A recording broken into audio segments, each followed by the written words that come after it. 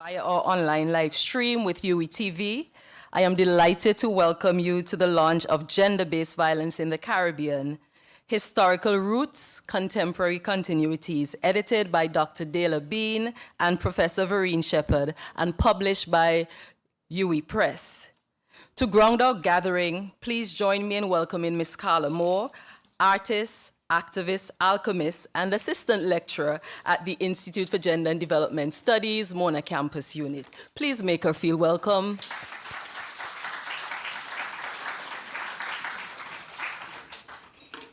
Greetings. Oh, I hate having to handle technology with an audience. A poem for those who strive, for those who need the work and for those who do the work, ancestors, elders, co-conspirators, and those to whom we will hopefully leave a better world. This piece is called "For See How Them Take It Serious." Sweet Bonononos Miss Lou, upon our evening radio show on the eve of 1972, I take Kinteed keep a heart bun. So if we prison them, lock up the disadvantaged take of them, cause woman tired for run. It nicer when the man in the street agree, woman no fi suffer. And although the law never make yet, that was we starting offer. And it's sweeter like sugar fi see how them did take it serious. And now look pan we, nice in the big room with the AC. I stream live on UWITV, I talk about GBV. After the plantation, after the whip, after yai water and heart skip, after the rebellion and everything burn, after the graveyard and too many urns, after the march and the tambourine, after Mohammed, Shepherd, Wedderburn, Beckles, Deshang and Bean, after Sistrin, E for Life, Red Thread and Rock, after Healing Circle and Thursdays in Black, after Cedar and Idivar, Black Road and Wrap Up We Head and Fight. Now them see, so we really take the thing serious. No more nearby bruises, no more domestic affair, no more provocation, no more, so what she did I wear?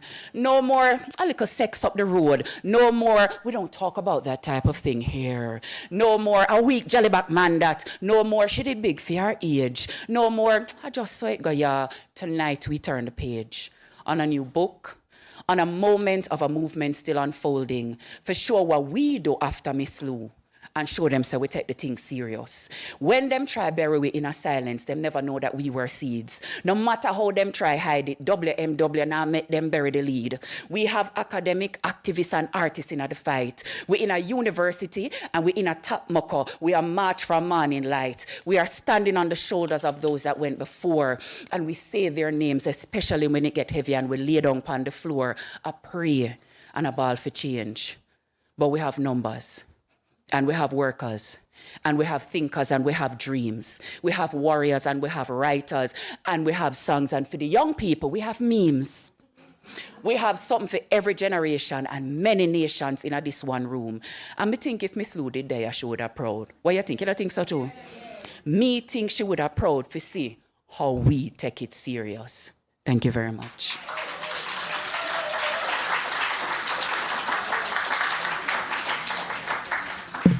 Thank you very much, Carla, for grounding us. And I'm just telling you on behalf of the editors, that piece will be featured in the second edition of Gender-Based Violence in the Caribbean.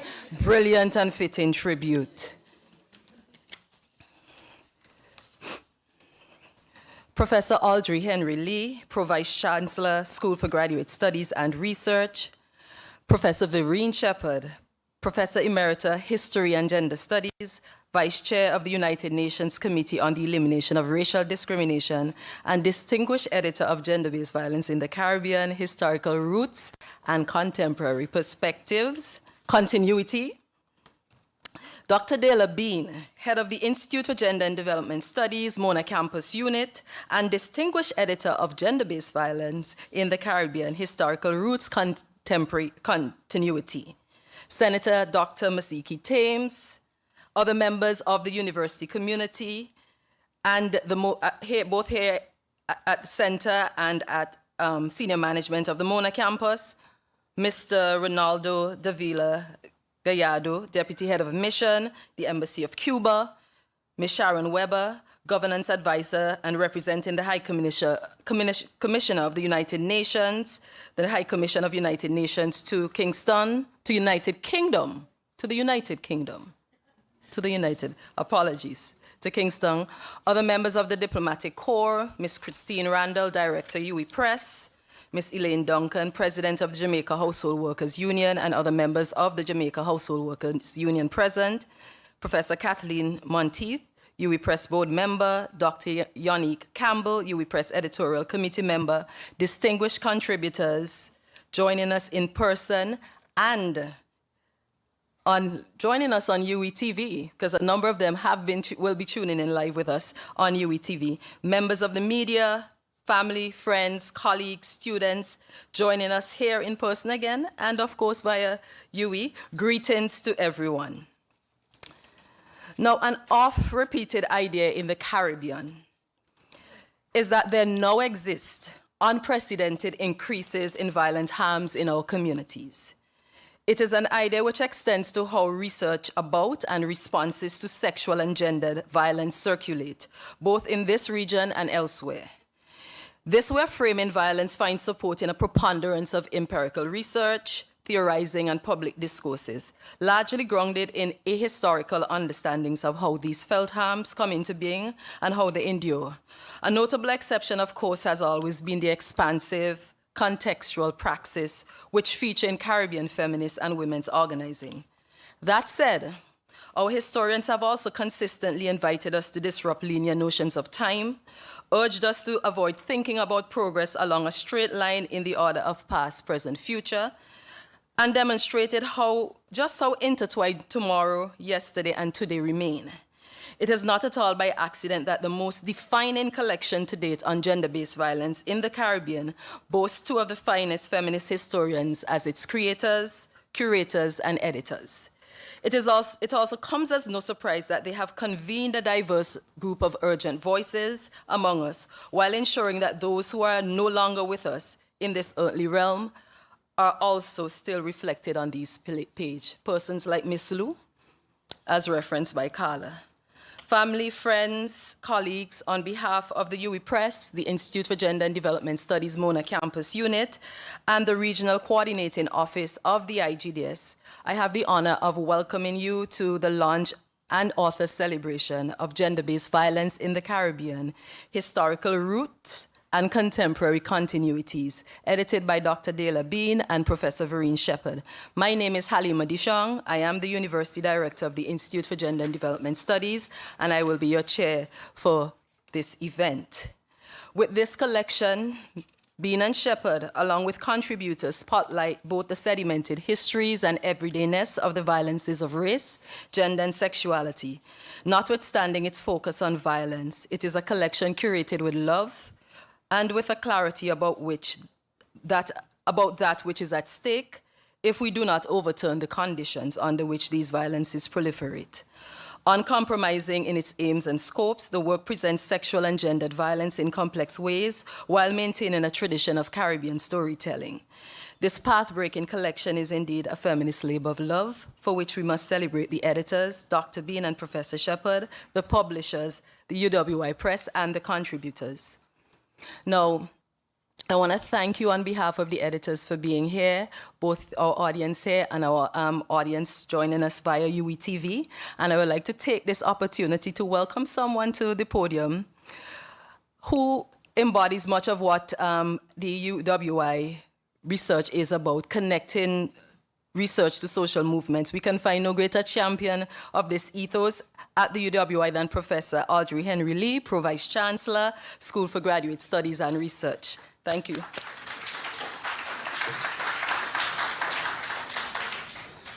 Thank you very much, Dr. Dishong, distinguished colleagues, students, ladies and gentlemen, online and in person. Good evening. It is indeed my honor and my pleasure to bring greetings at the launch of this extremely important book entitled Gender-Based Violence in the Caribbean, Historical Roots, Contemporary Continuities. I extend sincere commendations to the editors, Dr. Delia Bean and Professor Vereen Shepherd, as well as all the contributing authors and the UWI Press for the intellectual leadership and commitment to advancing critical discourse. on one of the most pressing social issues of our time. Producing a publication of this scale, 26 chapters, spanning over 500 pages, is no small accomplishment. Congratulations to everyone who made this publication a reality. Let's give them a round of applause. Ladies and gentlemen, this book offers a comprehensive, multidisciplinary examination of gender-based violence across the Caribbean, with empirical and historical insights drawn from countries including Jamaica, St. Vincent and the Grenadines, the Bahamas, Suriname, and Trinidad and Tobago. Importantly, it situates contemporary patterns of violence within deeply rooted historical and structural contexts. As the editors remind us in their introductory chapter, and I quote, "This volume engages in a necessary revisiting of the past as a living, breathing entity rather than a static relic," end of quote. This framing is critical. It challenges us to confront the enduring legacies of colonialism, patriarchy, and structural inequality that continue to shape gender relations in our society. Ladies and gentlemen, the urgency of this book is underscored by the data confronting us. UN Women 2025 reveal that 1 in 3 women globally experiencing physical or sexual violence in her lifetime. The Economic and Social Survey of Jamaica 2024 reported that there were 389 rapes in Jamaica in 2024. We thank the authors of this book that is being launched today for providing an in-depth analysis of the intersectional nature of gender-based violence, as highlighted in the chapter by Natasha Motley and Carol Watson-Williams. Violence cuts across all socioeconomic strata in Jamaica, but is often more prevalent among women with disabilities and members of the LGBTQ+ communities, groups that face compounded vulnerabilities and systemic marginalization. The book's analytical strength lies in its ecological framing of GBV, demonstrating how violence operates simultaneously at the individual, family, community, and societal levels. This aligns very well with established sociological and public health models. This alignment reinforces the need for multi-level intervention. I was intrigued by the chapter by Professor Sir Hilary Beckles on Black masculinity in the Caribbean society, which situates contemporary gender relations within the historical disruption of family structures during enslavement. As he notes, the socio-legal framework of slavery marginalized fatherhood and centered motherhood in ways that continue to persist across generations, even today. This is not merely a historical reflection. It is sociology in explanation. As a sociologist, I love it. Another chapter which gave me much food for thought was the one by Halima Dishong about mock trials as a community response to sexual violence against girls in St. Vincent and the Grenadines. Her chapter compels us to confront the troubling narratives that assign responsibility to victims, and I quote, "The presumption of responsibility by girls 15 years and older for creating sexual violence is troubling," end of quote. Ladies and gentlemen, no child should hold any legal responsibility for an incestuous act. The cultural dimension of gender relations is also interrogated in this volume. The analysis of music by Sonia Stanley Nair and Nicole Plummer, from Prince's Buster's 10 Commandments of Man to the more progressive messages of contemporary artists such as Romain Virgo, Taurus Riley, and Christopher Martin, illustrates how cultural production can reinforce and challenge harmful gender norms. And we must not overlook the powerful narrative of activism presented, for example, by Lynette Vassell, whose work reminds us that scholarship and advocacy must be intertwined. She shows that activism, indeed, is not seasonal. It is a way of life. Ladies and gentlemen, I could go on and on, but I know you want to get to the meat of the matter. The Editors caution us, however, that sexism, power imbalances, hegemonic masculinities, economic inequalities, and insufficient education about gender relations continue to fuel gender-based violence in the Caribbean. So, colleagues, this brings us to a fundamental truth. The eradication of gender-based violence is not the responsibility only of governments. It is a collective societal obligation.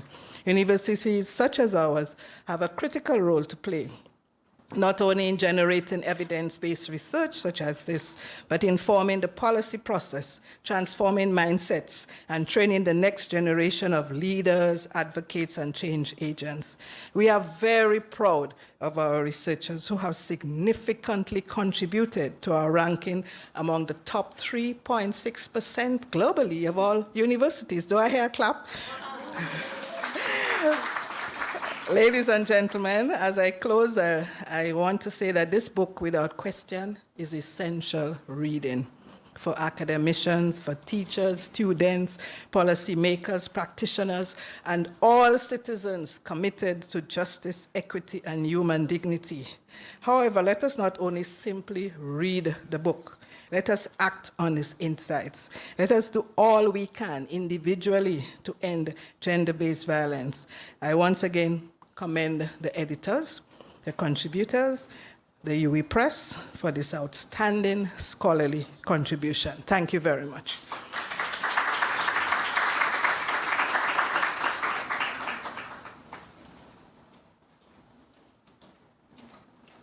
Thank you very much, Prof. Now I want you to really see the power of the book. Prof had a brief to bring greetings, and she did so much more than that, but so much more that we appreciate and welcome. When you pick this book up, it is very difficult to put it down. And you just want to keep reading chapter after chapter. There is not a single chapter in this book that would leave you wanting to put it down. So I'm going to hold it up every time I come to the podium and remind you that UWI Press is just on the outside, ready to sell this book. And you have the pleasure of having the authors here, the editors here, to sign this book for you. Okay, so we don't want you to leave at all without it. And UWI Press also wanted to remind us here and also to remind our audience joining us via UWITV that you could visit their website for 30% off for a limited period. So please ensure you get the book. I do want to thank you, Prof, and I do want to recognize Professor Keynote Thompson. My apologies, sir. Professor Keynote Thompson, our Pro-Vice Chancellor, Board for Graduate Studies and Research. Thank you for joining us, Prof. I also want to recognize some very important people. I want to acknowledge the family and friends of Professor Vereen Shepherd, her husband, Mr. Bramwell Shepherd, Dr. Lena K. Mullins, her close friend, and Mr. Michael Fuetado, Dr. Mullins' escort. I would also like to recognize the family members of Dr. Bean, two very precious people to her, Mrs. Gloria Bean, her mommy Tudela, and Mr. Errol Bean, Daddy Tudela, who we'll hear from a little bit later in the program. Now, Caribbean Women's Organizing provide the action and knowledge base for how we might transcend the inequalities which produce violence. According to our next speaker, and I'm quoting her here, we are very impactful together. We will hold hands together. We will be our sister's keeper. We will fight for what is rightfully ours. End of quote. These words by Miss Elaine Duncan, President of the Jamaica Household Workers Union, a national organization with regional and global reach. I use those words to welcome you and to and ask the audience to join me in making her feel welcome.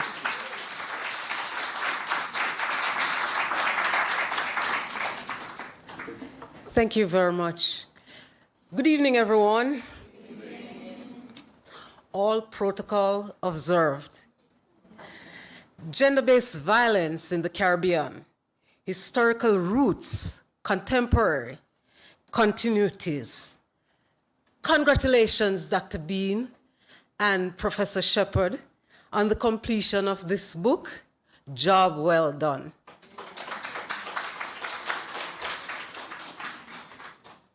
Also, I thank you both for inviting me here to speak this evening.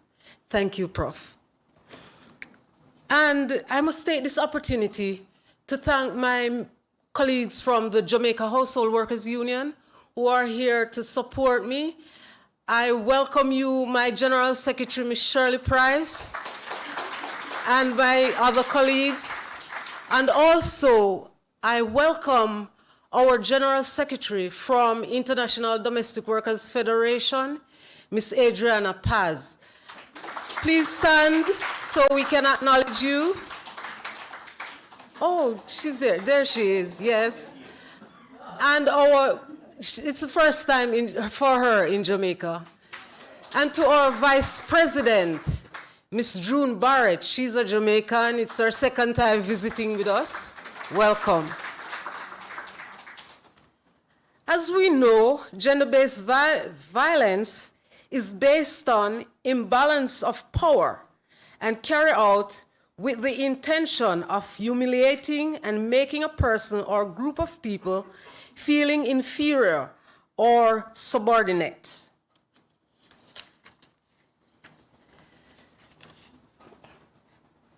Gendered violence was central to myriad of colonial strategies of violence employed by Europeans in the West Indies. Gender-based violence served the plantation economy by exploiting enslaved men and women for the pleasure of the ruling class. The black woman was the center of complex matrix of abuse for white men, white women and black men, all the while being the backbone of plantation and reproducers of the status of enslavement. This shows that gender-based violence has been happening for a very long time now. Domestic workers are often the victims. They are still facing gender-based violence, in particular, the living domestic workers.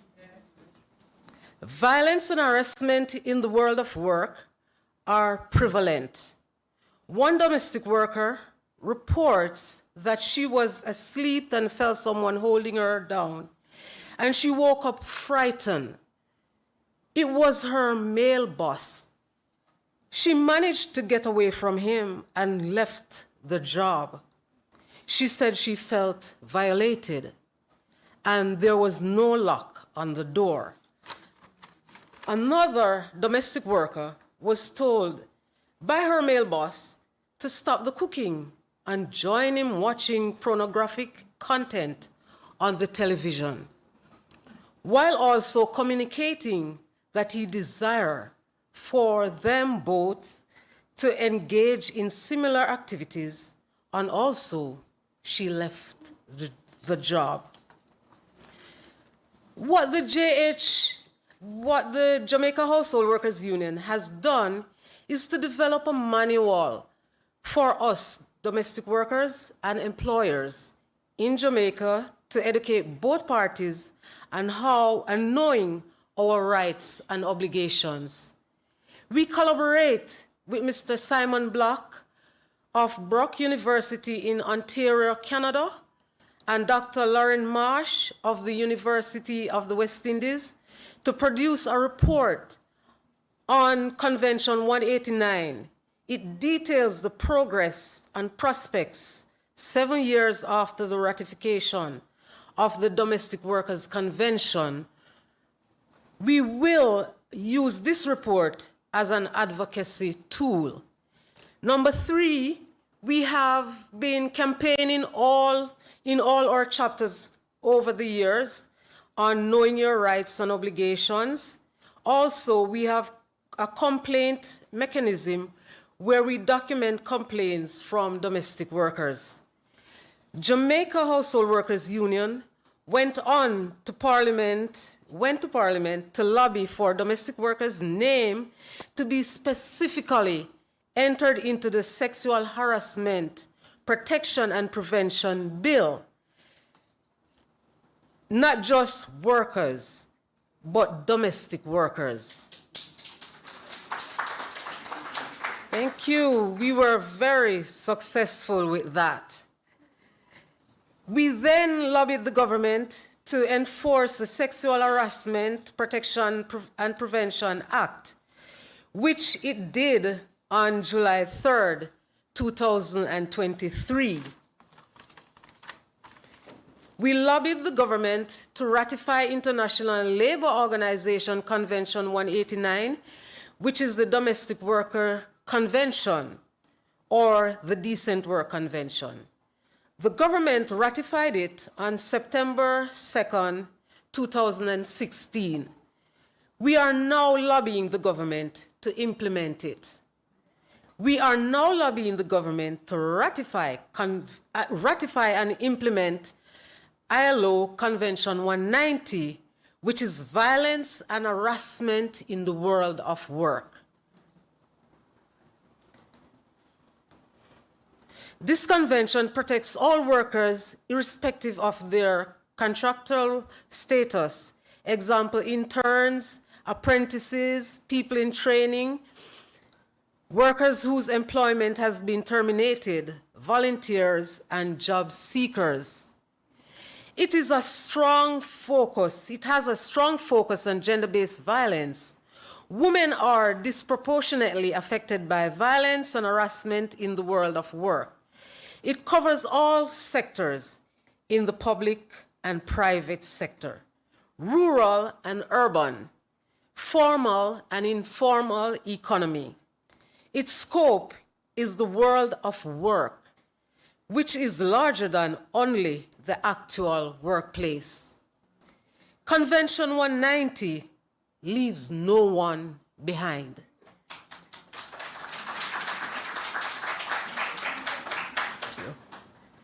The Jamaica Household Workers Union will continue to advocate and sensitize employers, labor inspectors, trade unions, and all citizens to take action to support and promote household workers' rights.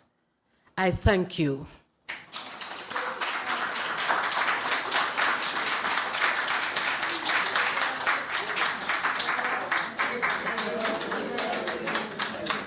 Thank you very much, Ms. Duncan, for sharing the tremendous work, advocacy, the activism, the ensuring that you call attention to the omissions in law for domestic workers unions, and recognizing again, of course, your colleagues here. We really appreciate, and we appreciate the education as well. Thank you very much. Now a work this magnificent. And I do want to say that, you know, this cover art, and you'll hear more about the cover art by the editors when they come. I'll leave that as a little secret. They'll reveal all about who is responsible for the cover art. But putting it all together, making sure the moving parts fit, requires coordination at a level that might go beyond the scope of our professional capabilities as writers and doers and makers. And for that, we have the pleasure of working with entities like long-standing entities like the University of the West Indies Press, or UE Press. To bring some brief greetings on behalf of the UE Press, I would love to invite, and I want you to help me in making her feel welcome, Ms. Christine Randall, Director of UE Press, to bring remarks.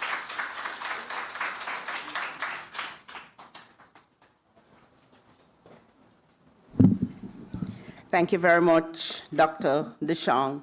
PVC's Henry Lee and Thompson, Professor Emerita Vereen Shepherd, and Dr. Delia Bean, my editors, contributing authors, Professor Tracy Robinson and Professor Kathleen Monteith, UE Press Advisory Board member, Dr. Unique Campbell, Chair of the UE Press Editorial Committee, doctors, professors, distinguished guests, colleagues, all ladies and gentlemen, good afternoon. When I first came to the UE Press, my father proclaimed I was on secondment to the university. The Vice Chancellor declared I had been captured. Regardless of the characterization, it has been my personal privilege to work as an ally to the Academy. That privilege is even more manifest working with academics such as Dr. Bean and Professor Shepherd, true masters of their craft, who respect the partnership between publisher and author, and consequently, who make the work of bringing necessary scholarship to the wider community that much easier to deliver. When we handed over the advanced copies of the books last December, Dr. Bean and Professor Shepherd exclaimed that the publication seemed to come about so quickly. Well, it wasn't that quick, but it was fairly seamless, due in no small part to the collaborative nature of the endeavor. It was no easy feat working with 30+ contributors over 26 chapters. We had one or two hiccups along the way, but the end result, this book that we celebrate and present today, Gender-Based Violence in the Caribbean, Historical Roots, Contemporary Continuities, is a testament to these exemplars of excellence, the editors and the contributing authors. You will hear much more about the book as the evening progresses, but you can avail yourself of more information on our website, as you have heard, uwipress.com, where both the introduction and a chapter are available for reading. I do hope, however, that you will secure yourselves a copy this evening and keep our editors busy signing, and of course, some of our contributing authors who are here with us this evening in person. Gender-Based Violence in the Caribbean presented in this Women's History Month headlines two other significant releases from the press this month. Originary Violations by Hannah Regis and former IGDS head Paula Morgan investigates how legacies of trauma shape family life in the Caribbean. While Gillian Matthews' biography of Calypso Rose in our Caribbean biography series celebrates the life of a living legend. We've been busy at the press, and there's more to come as the pipeline remains rich with both proposals and works in progress. This you can see for yourself from our website, and you can also download our latest catalog. We will continue to support the work of the university by ensuring that Caribbean voices are a part of the global conversation.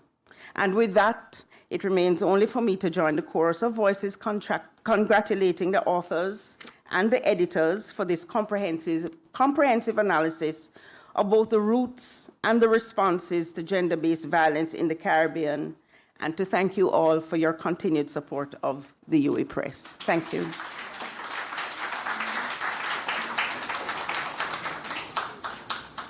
Thank you so much, Christine. Thanks to you and the team at the UWI Press. There's something about being an organizer during the Women's Month and being a woman. Christine, I thank you again for reminding us, which is something I should have said at the very start, that it is no accident that we are launching Gender-Based Violence in the Caribbean, Historical Roots and Contemporary Continuities in International Women's Her Story Month. So thank you very much for spotlighting that. It's by no means a coincidence. And thank you very much for the work of UWI Press, without which our intellectual weight in the region and beyond will not be created. So thank you very much. We have other presses, like your dad's press. Of course, that continues to be extremely important to us, but we do want to recognize this evening the UWI Press, and we thank Ian Randall for releasing you to us, even if it's for on secondment. Thank you. Now, at this time in the program, I have the pleasure of inviting two of our contributors to give their reflections on behalf of contributors. And I'm going to introduce them both at the same time. We will have first Mr. Amilcar Sanatan. He is an artist, educator, and activist from Trinidad and Tobago, currently working between East Port of Spain and Trinidad and Helsinki, Finland. And his work focuses in this collection on men's organizing to end gender-based violence in the Caribbean, which we know is a very important dimension of the work. You would have heard Prof. Henry Lee reference Professor Sir Hilary Beckles' chapter on Black masculinity, violence, and enslavement that continues a discourse that he has been he has been engaging since the 1990s, and so we are happy to have a new piece to teach our masculinity studies course, as well as our gender-based violence course in the Caribbean. And following Amilcar, who will join us, his reflections we'll have his reflections online. Following Amilcar is Miss Lynette Vassell, Jamaican academic, writer, and feminist activist. She was referenced earlier, but we know Lynette to be a very important feminist organizer in the region, working in the past with Women's Resource Center, Committee for the Progress of Women, and of course, Caribbean Association of Feminist Research and Action, CAFRA, who writes in this collection about her reflections on a life of activism. So I'll first invite us to view Amilcar's presentation, following which Ms. Vassell will join us to give us her reflections. Love and greetings. I am Amilcar Peter Sanata, an artist, educator, and committed Caribbean citizen working toward the total emancipation of all our people and spaces, of which gender equality is a very essential part. I wish to extend my highest regards to Dr. Delia Bean and Professor Vereen Shepherd on the publication of Gender-Based Violence in the Caribbean, Historical Roots, Contemporary Continuities. I am a graduate of the University of the West Indies, as much as I am a graduate of the IGDS School, the singular institution that preserves and promotes a Caribbean feminist intellectual tradition. The work of the founders in the regional Women and Development Studies group was not in vain. Consecutive generations of Caribbean thinkers and doers have synthesized ideas, reflections, and visions for social change into multi-author, interdisciplinary, and theoretical edited collections. In my chapter, Reflections on Men's Organizing to End Gender-Based Violence in the Caribbean, I consolidate a decade of thoughts on engaging Caribbean men and boys for gender equality. Gender-based violence remains a leading priority for researchers, policymakers, and activists. GBV is wickedness. It's wicked in our lives and wicked in our development futures. It impedes mobility. It affects the experiences of women and girls in public transport negatively, threatens the well-being of children at home, impacts their educational outcomes, and increasingly facilitates harm in digital spaces. In the past 20 years, campaigns have amplified men as gender equality champions, but these have often been narrowly defined by spotlighting socially and economically privileged men, speakers of industry, sport, law, politics, basically a chamber of boss men. But what of men who embody power by connection to community and the capacity to care, not money's influence and might? We must also address areas where we have been less critical in our own work sometimes. For example, conducting anti-GBV interventions almost exclusively in under-resourced communities, as if GBV was solely a problem for working-class families. These are things we have to sit with critically. How do well-intentioned outreaches fall into classist traps and leave unchecked flawed program designs? Improving the minimum standards for gender-responsive data collection across all sectors is a starting point for evidence-based solutions. Though with or without data, concerns about the status of men and boys in Caribbean society are often weaponized against the cause and case for safeguarding and advancing the rights of women and girls. So we have to clear the old noise, and we spend a lot of time clearing that old noise. But clearing all noise does not bring us closer to equality and freedom. There is a deep patriarchal future in the Caribbean that men must want and meet, not only because they are accountable to women and others, but because they are accountable to their own ideals of humanity and the belief that all people can live free from systems of dominance and oppression. Patriarchal structures give patriarchal rewards and have an open door to speakers, their spokespersons, men and women. But strongman politics will not make Caribbean countries and communities safer. Man-up messages place impossible standards on Caribbean boys, and the movement for rights of women and girls is no less a part of the movement for Caribbean independence, repair, and self-determination. I open these greetings with respect and love. In 1988, Rosina Wilshire stated it clearly. Genuine independence can only be built on Caribbean people's acceptance of their own validity and equality as human beings. The Caribbean gender issue cannot be divorced from the fact that Caribbean men and women cannot respect and value each other if as a people they do not respect and value themselves. Thank you very much, Dr. Bean, Professor Shepherd, and all the contributors. Thank you very much.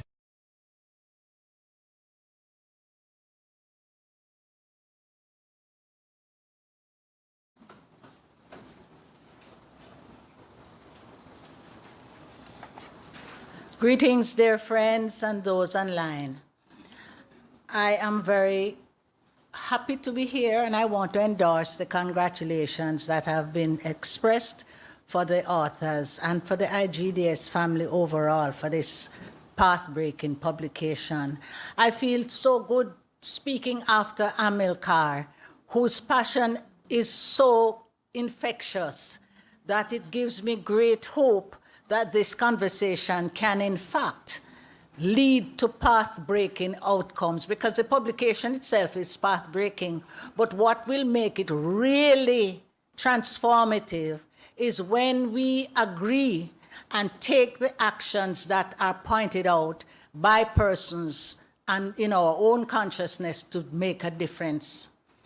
In terms of preparing this, these comments, I spoke to a number of our contributors to ask them what I called a simple question. How, in your view, can this publication influence our current struggle against the scourge of GBV? What needs to happen? This same question was asked by Diana Fox in her foreword, who asked it in terms of how the publication can empower and exert influence. And what comes to my mind right now in terms of how it can exert influence, and before I go into the specifics of the response, is the context in which we are meeting here. Because today in the United Nations, in the Commission on the Status of Women, there's a huge push led by the United States against the whole gender concept, the whole gender equality framework that we have worked for years. And it does mean that we have to get serious. And in fact, it is quite historic and not an accident that we're meeting at this time, because we have a big global struggle to engage with other partners. So I asked, how, in your view, can this publication influence our current struggle against GBV? What needs to be done? And we got a number of responses.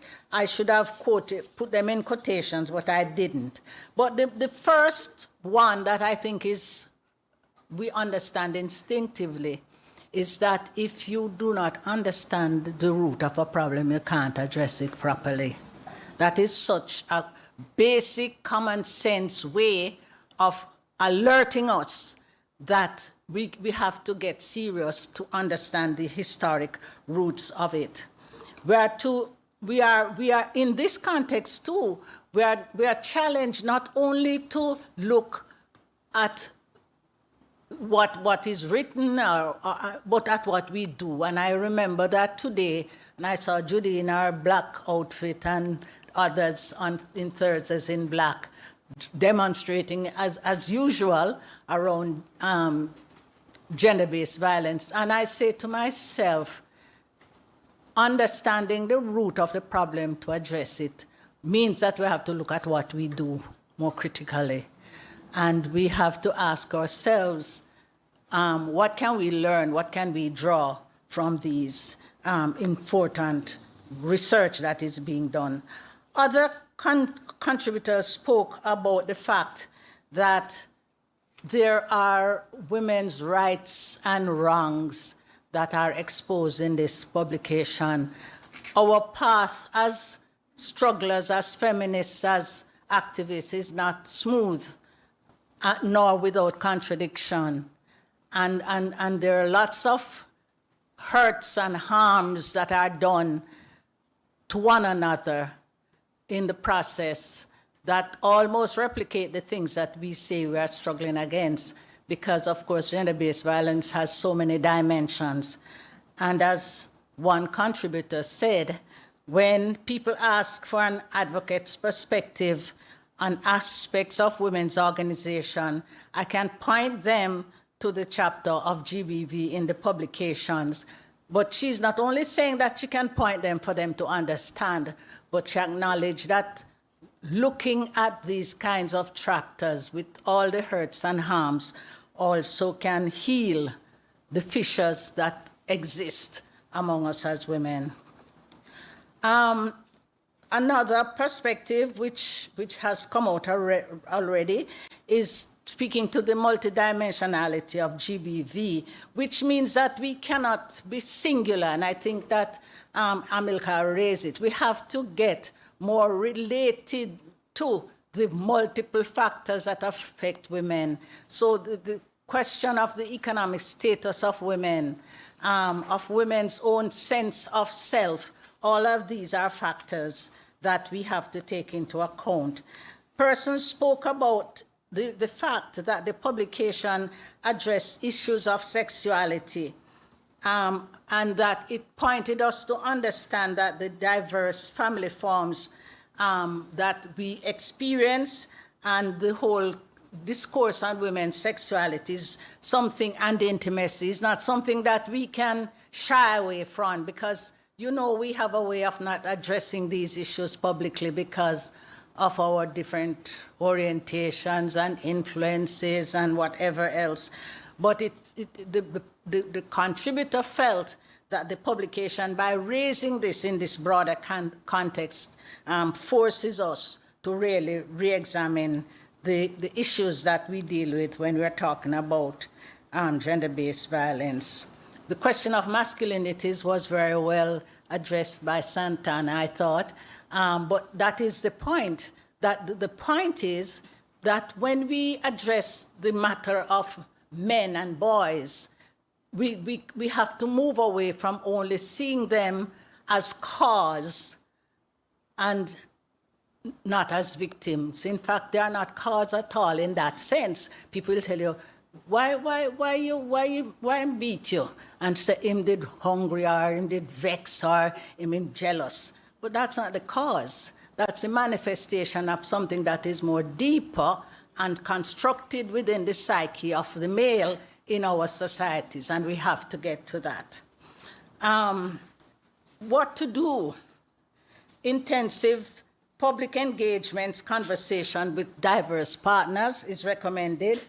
We need to have the uncomfortable conversations around sexuality, health, and violence in public spaces, starting in places like schools and churches, if we want to see a difference. Now, as somebody who has a relationship with Jesus, and I'm a Christian, I am very impatient with the colonial theology that I have to encounter in my life. Because it's so much against what the gospel is about, in my view. But the churches definitely need to be called into account. or let me put it another way, not called into account, engage in conversation, because we have to be very clear that we don't have all the answers and that their experience and perspectives matter as well. But and this is an engagement that must take place from the pulpit to the pew. We have to change what comes. I think we have to start at the pew, really, among the people, to raise issues such as the abuse of children, beating of children. I mean, it is so, to my mind, uncreative and not solving the problem when we continue to rely on beating children, which is, in a sense, abuse. But, of course, the church is going to put its own construction on that, but we have to engage in that if we really want the deep transformation that we speak about. We also have to engage partnerships to develop and use alternative means of correcting families. It can be done. We have a lot of persons in the society who are concerned about these issues, and we have to have a way to engage them in conversation, to tell them what the history teaches us, and therefore what our behaviors need to be. We have to, and this is, I know, something that is dear to Vereen's heart, we have to influence a shift in the way we approach and teach the history curriculum in the region. Of course, we first have to make sure that we continue to teach it. But this one person felt that orienting this around naming the linkages between the system of enslavement and indentureship and the normalization of violence is very important.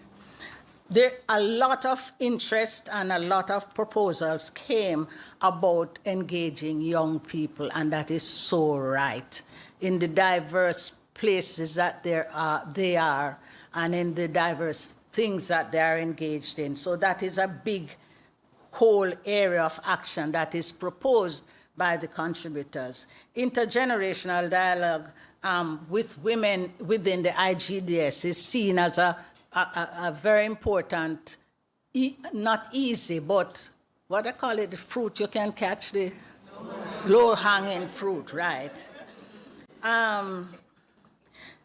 Ensure that the evidence, ideas, thoughts, and information are deployed to, again, raise the issue as a fundamental one. This academic was making the point that because women are doing so well in different areas, according to the statistics, we're not looking at the condition of women on the ground, we have the most this, we have the most PS, all of that. Because so many women are doing well in some areas, feeds the impression that this problem is solved. And therefore, we need to make sure that we push the evidence to show that this is not the case and to point the need for wider action. And one person made the point that the whole old-time concept of consciousness raising, that is something that we talked about in the 70s a lot.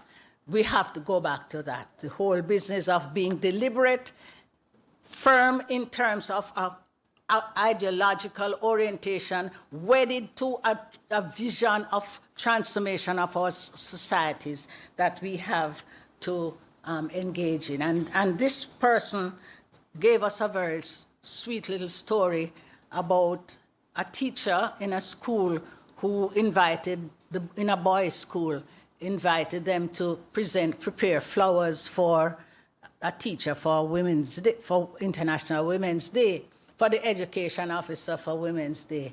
And instead of getting money to do it, they decided that they would make flowers themselves. And when the flowers were prepared, the Prime Minister came to the place and was handed the gift herself and was so moved.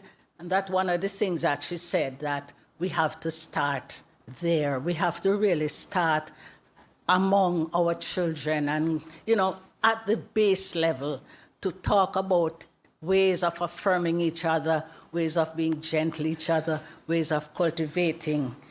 But I ask you, as I end, who is going to coordinate this work? Because it's a big agenda. So it's a challenge that all of us have. Are we going to just make this another event for another publication, or will we do what is required to strengthen it and move it forward? Thank you.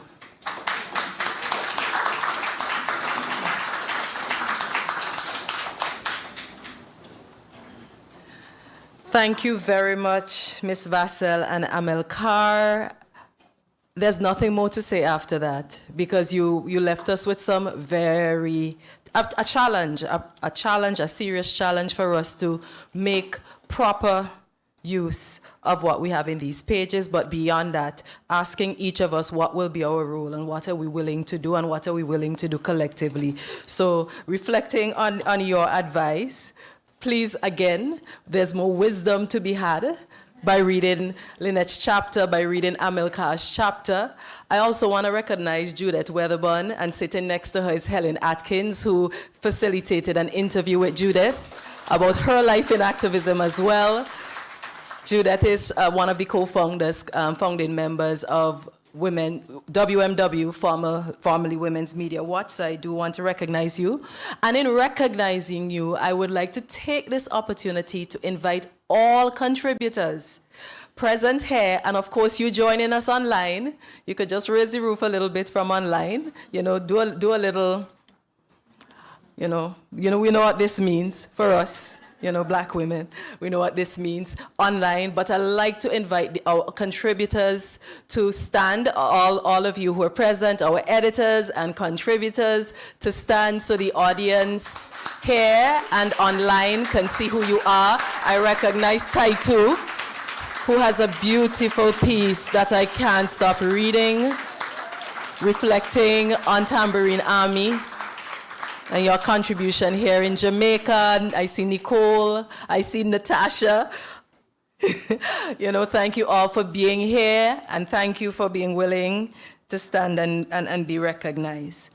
Now, our next speaker is our next person to come here to present is Mr. Errol Bean, Dela's dad, a man of many talents with a background in sales, marketing, and in the credit union movement.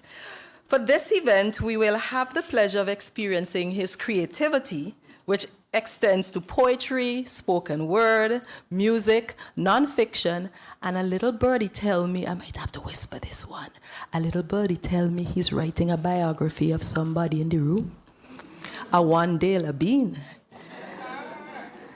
It is lovely to have you deliver, Mr. Bean, an original piece from your latest collection, and the piece he will deliver for us this evening is If I Were a Woman.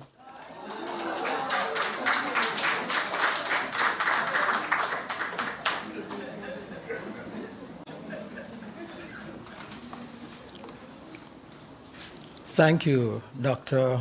Halima Dishong. Did I get that right? Okay. Now, I'm talking a little to make sure I have my voice. So, specially invited guests, distinguished ladies and gentlemen, I stand on the protocols established. I am sincerely honored for the opportunity to read excerpts from my prose poem, What If I Were a Woman? Published in my book, Elevated Levity, Poetic Reasoning, and Nuggets of Wisdom.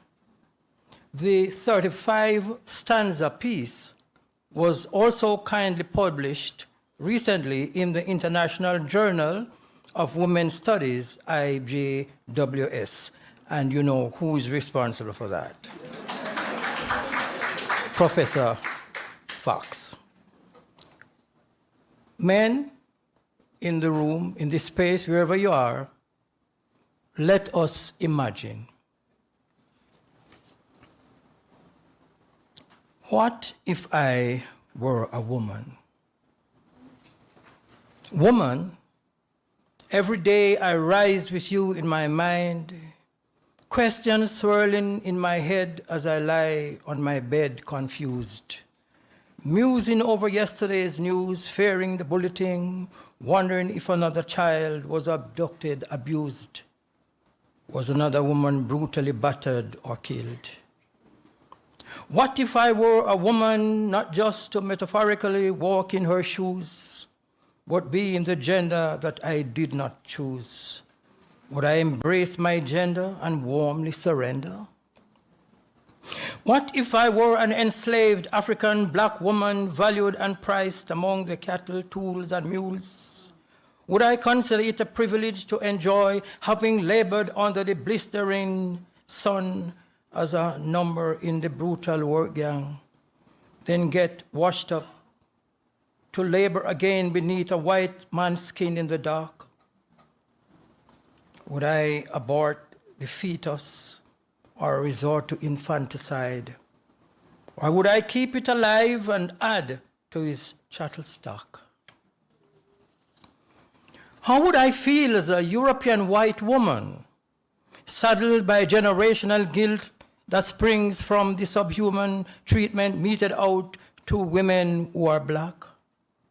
Would I ponder how a black woman coped with the monthly cycle during the Middle Passage while confined in the odorous slave ship, the Zang? How would I manage if abducted, listed as missing, and listed as another under alert statistic, while my family, friends, and neighbors, numb with agony, stricken by heartbreak and hurt, were frantically searching for me? Or would I feel in dark silence, gun at my head, mouth stuffed, knife at my neck, naked, pinned on my back, itching skin, 9 or 10 men waiting in line for their time, while the conflagration in the center of my body rapidly engulfs my soul? How would I repair my broken and battered psyche if I were a raped victim on the witness stand, re-traumatized by the legal system and treated as if I did the wrong? Or would I see myself as a privately battered woman who wears a happy public face? Or would I resurrect my self-esteem and self-confidence when clobbered in the face, beaten like a truant child at the school gate? How would I react to and cope with an unexpected vicious grope? Or would I respond if to get a job or a promotion, I would have to earn it in bed with the CEO, the head? Or would I countenance the sexist notion that I am the weaker sex? Would I see patriarchy as a divinely ordained order, submissively cower as weaker and accept that my gender is inferior to masculinity? Would I tolerate and live with discrimination in many areas, including less pay for comparable tasks, or even more challenging ones, being relegated to having a place only in the home to carry out domestic tasks, judged by a different moral standard because I am a woman? Or would I break out and join the band of liberated women and fight for gender equality as a feminist? If I were a married or single woman, either by choice or due to medical issues, was childless, would I cower in shame if branded as one of the childless cat ladies? Or would I strongly defend my choice, my status of being a childless woman? Would I move to adopt a child or children in order to escape the label? Or would I make this move to satisfy my own desire to nurture children? As a man, I quake just to ponder these questions and issues. Yet, time and time again, some of you survive these and more, not if, but because you are a woman. One awesome heck of a woman. Thank you.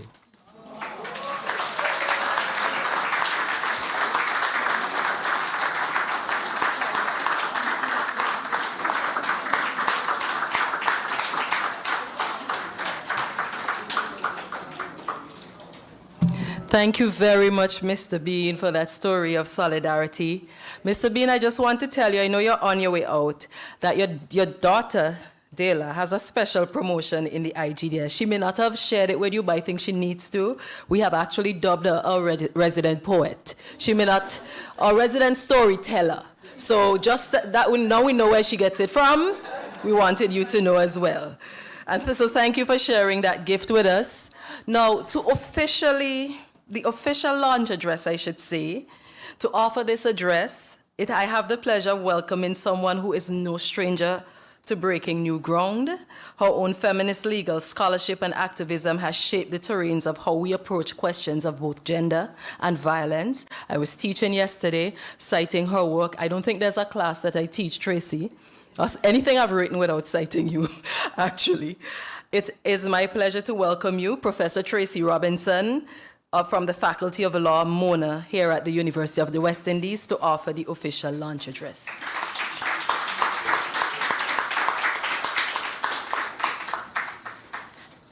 Thank you, Halima. PVC's Henry, Lee, and Thompson, Miss Elaine Duncan and Shirley Price of the Jamaica Household Workers Association,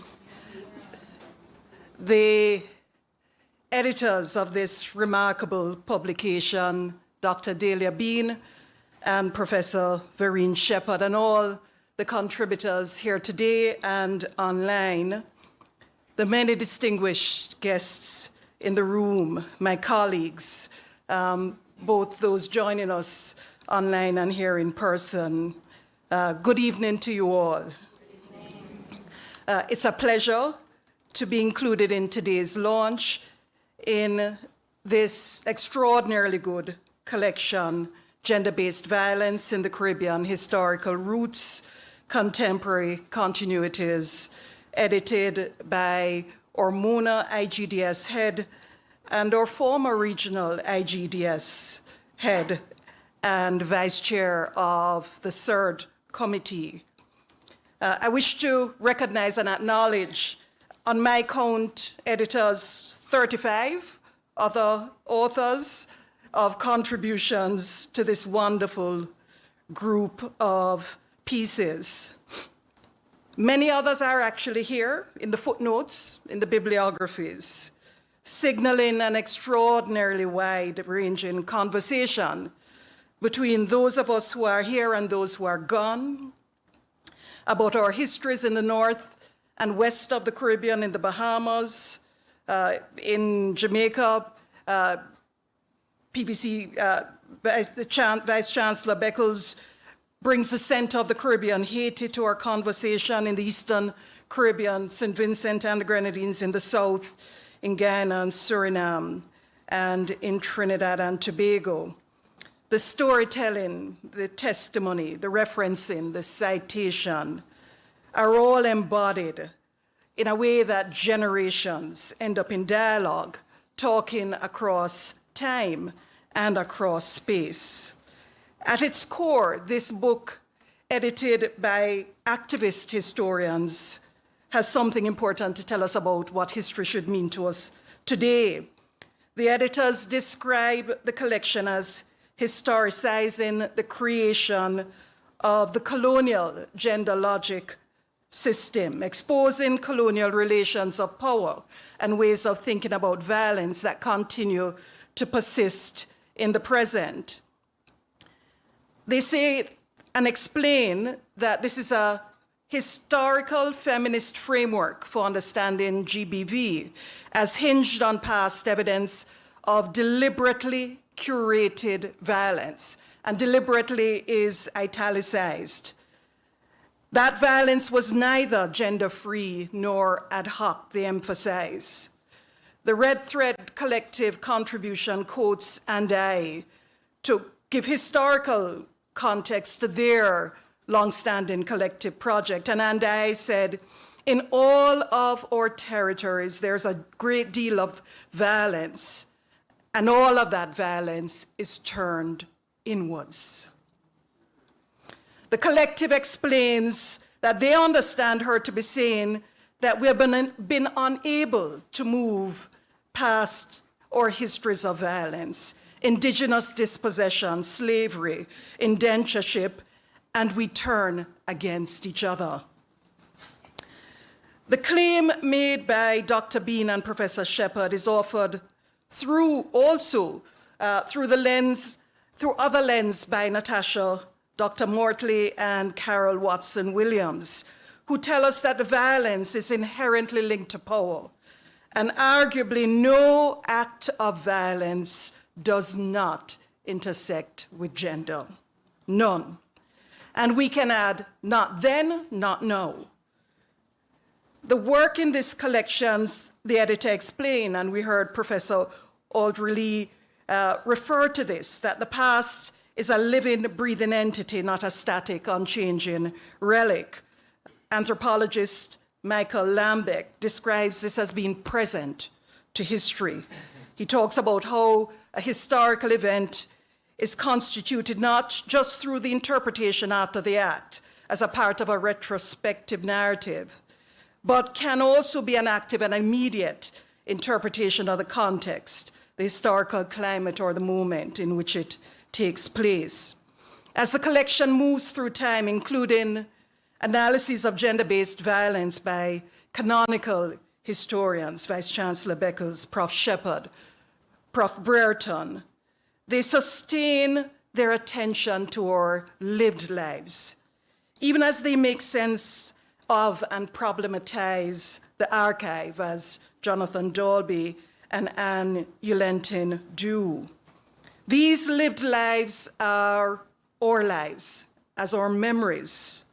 Our memories constitute, as the editors point out, our histories. And as history is made in the present, we're witnesses in reading this book as several narrate the making of history in the present. In particular, we're witnesses to the history being made by our feminist elders, Peggy Antrobus, Lynette Vassell, and Judith Wedderburn, through their lives of activism, but also lives changed by violence, by love, by responsibility, by sisterhood, and by a life in community. You could read this collection for a conventional account about what is gender-based violence. You will find it. Who experiences it through time? What is its impact? The contributions are rich in their theoretical, sociological, historical, cultural, literary activist analysis. They discuss many forms of gender-based violence prominently. We hear about intimate partner violence, femicide, sexual violence, sexual harassment on the street, among others. But it's one thing to debate what is gender-based violence in definitional terms. I hear these contributions and the turn to history using lived Caribbean lives, including our own, as starting points, asking about the nature of the violence. The nature of this violence turned inwards. What does it mean for a Caribbean world over time and through history? And I want to point to three things I heard. And I heard that the violence is compounded over time and compounded in our bodies. This is another way of presenting what Natasha and Carol describe as their intersectional analysis, but I use compounded here to signal an intensification through time and bodies and journey. The book is titled R-O-O-T-S, but it could be R-O-U-T-E-S. And so compounded speaks to an intensification suggested by this decolonial historical analysis in the collection. The historical roots, and the contemporary continuities, compounded because there is the operation of a multiplicity of patriarchies. The editors tell us, citing Professor Patricia Mohammed, or compounded as Professor Paula Morgan explores the construction of white female embodiment during slavery at some key moments, which she describes as laden with the culpability, as did Mr. Bean, the culpability for the excessive abuses of empire and its legacies, and also as an abused scapegoat figured in the sacrificial imperial economy that demands the expiation of collective guilt. It's compounded because it's intergenerational and transgenerational. Dr. Halima Deshang shows us in talking about these ritual mock hangings and effigies as a community response to sexual violence against girls in St. Vincent and the Grenadines. It is amplified as those who harm others harm themselves in our sustained patterns through history of femicide and suicide. It is amplified, Jenna and Paige Andrew tells us, as the violence towards LGBTQ persons results, as she puts it, in unresolved trauma, extreme frustration, and altered perception of self, which in turn affects intimate relationships and contributes to intimate partner violence. A second thought I have about the contribution of this book is offered in one of the pieces, and it's the way we see the turn to history blurring the distinction between what Professor Sonia Stanley Nair and Dr. Nicole Plummer call the blurred distinction between performance and performativity. When we begin to look at the historical roots and we begin to see the past as a living entity, we see performance and performativity begin to merge. And what Taitu Heron calls the blurring of the distinction between performance, performativity, and the reality.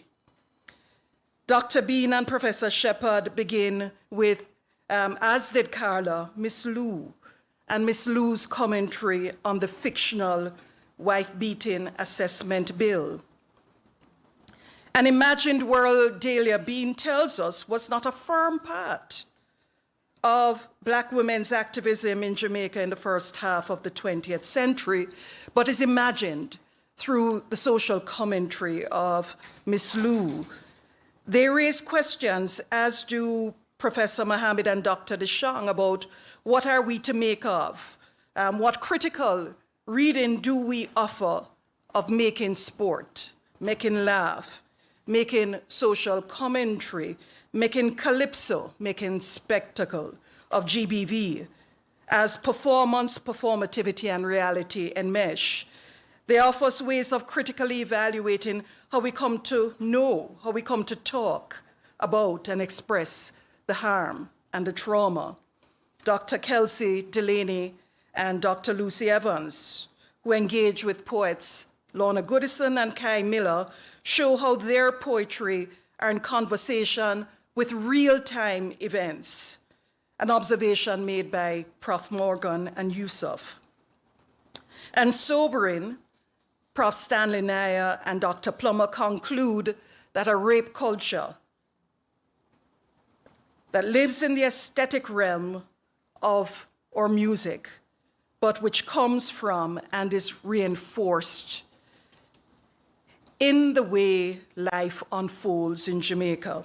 There's a rape culture that lives in the aesthetic realm of music, but which comes from and is reinforced in the way life unfolds in Jamaica. Lives of violence unfold in the music, and a culture of rape is folding into an aesthetic realm, an aesthetic imagination.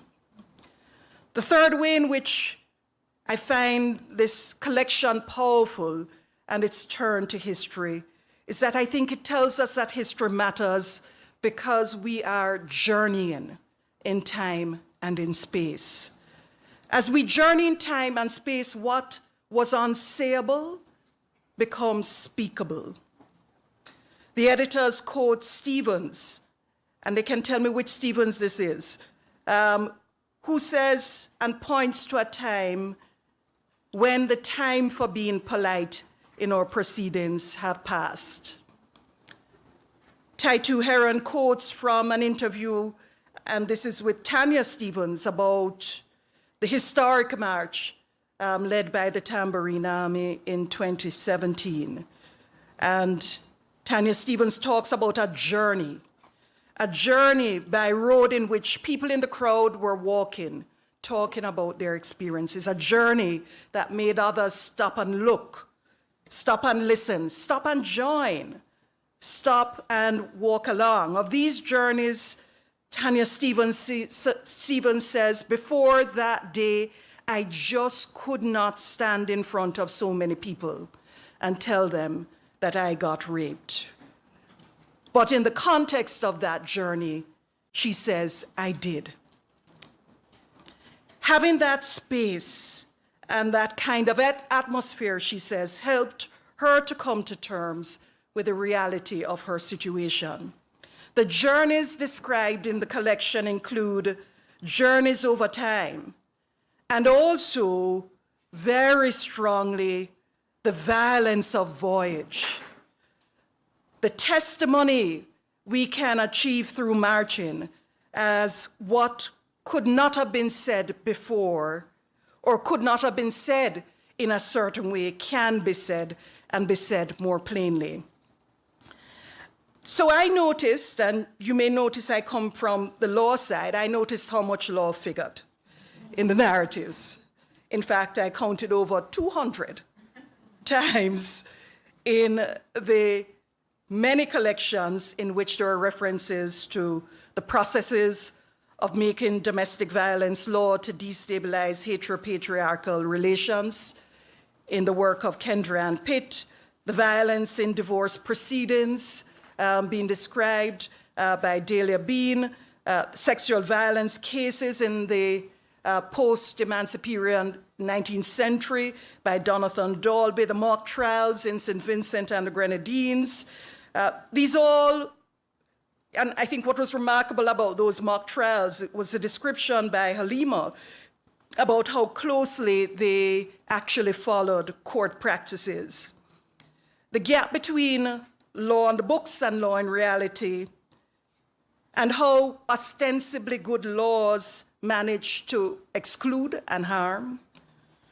That progressive lawmaking, Gabriel Hussein shows us, can deny the agency and humanity of young people and adolescents, and particularly different sex desire in adolescence, and can end up actually naming who we are and what we do problematically as violent.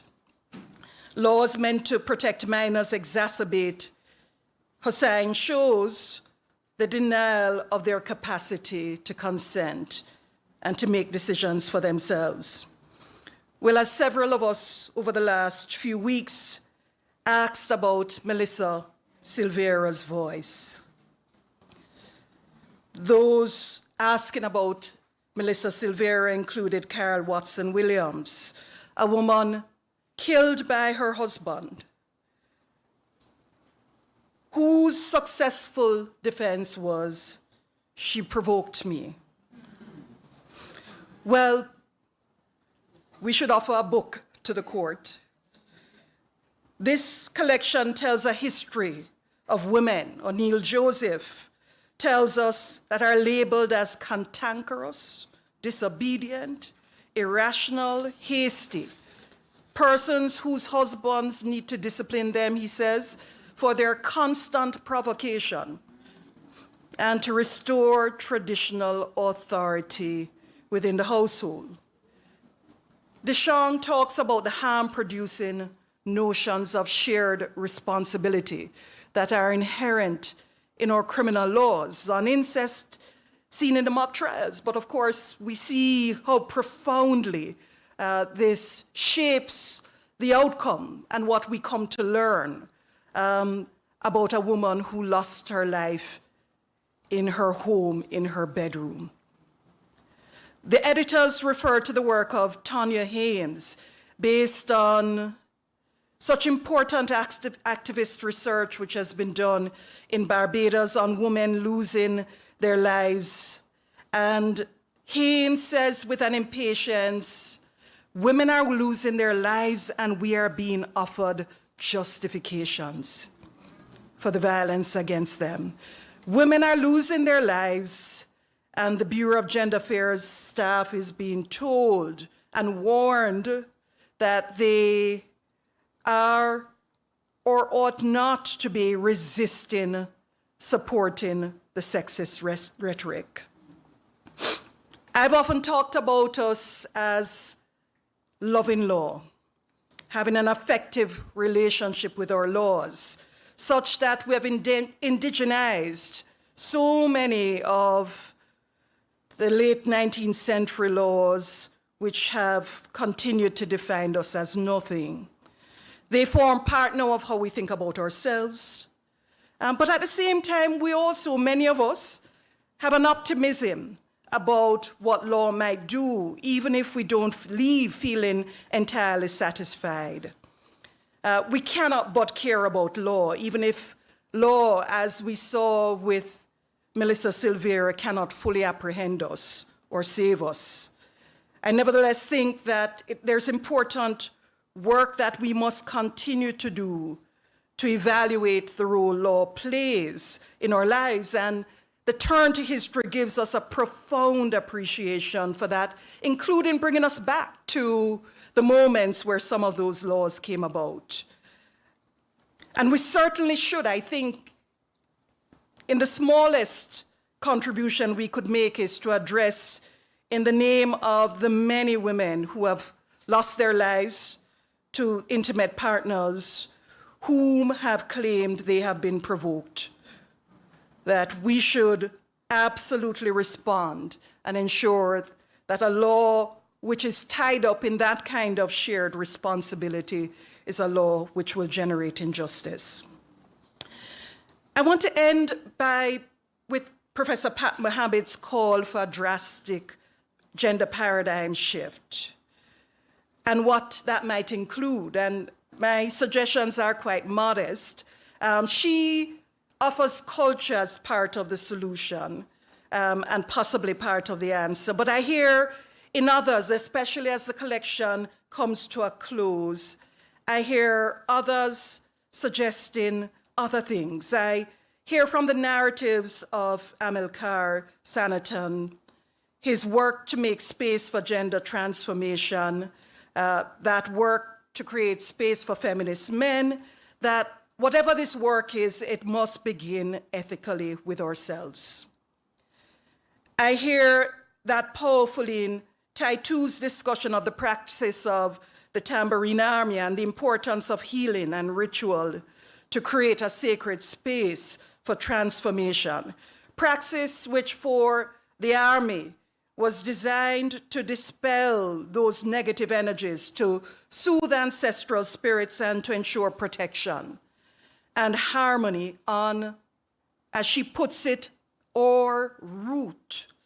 I hear that we must rethink space for change, from the Red Thread Collective that worked in 5 different communities in the coast and interior in a certain part of their own journey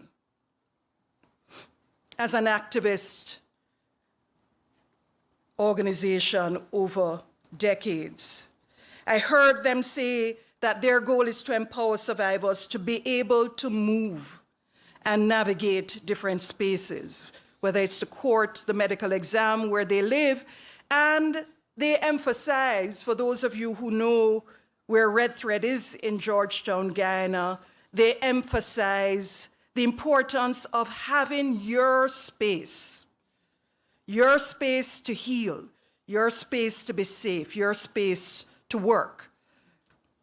So this decolonial perspective on violence, which this collection, I think, plays such an important role in offering us, is seeking a paradigm change, one in which we make space for our loud and noisy selves and others, where we rethink our space, where we keep marching and moving, where we reflect, we forgive, and we imagine new journeys of possibilities, and new journeys and possibilities which include ourselves.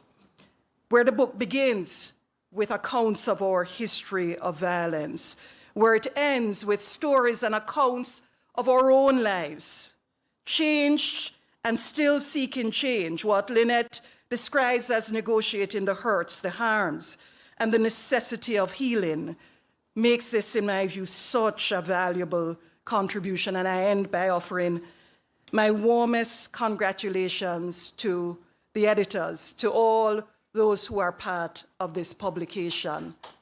Much appreciation from us all. Thank you very much.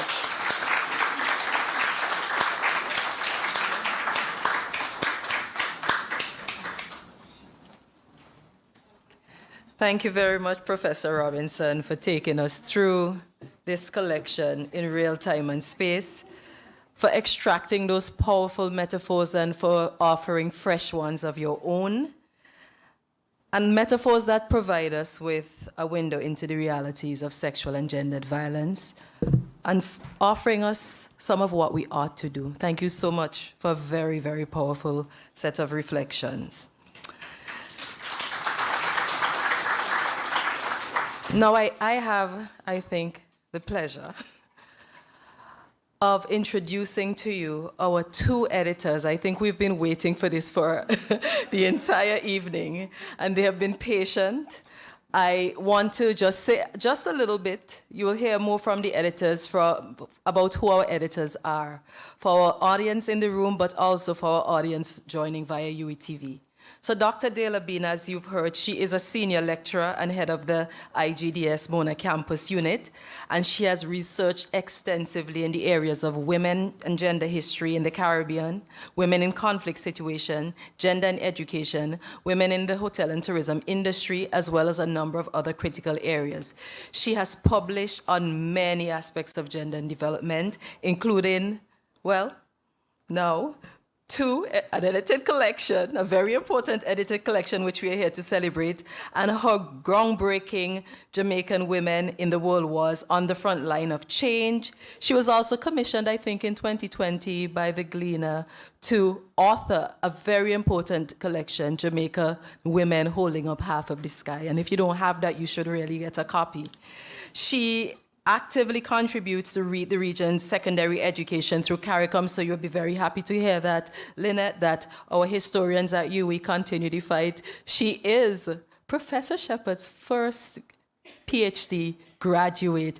So it is such a full circle to see them working together and producing this collection. And let me tell you a little bit about Professor Shepard. You might not know that much. You just might not. So just in case, for those who don't know Prof, those who might been living in a corner buried under a rock, I'll just say a little bit. Professor Shepard is former University Director of the Institute for Gender and Development Studies, former Director of the Center for Reparations Research, and is a world-renowned historian and one of the Caribbean's preeminent scholars and advocates for gender justice, racial equality, and non-discrimination. She has made a significant impact on the global reparations movement. She has authored over 70 books, journal articles, and book chapters.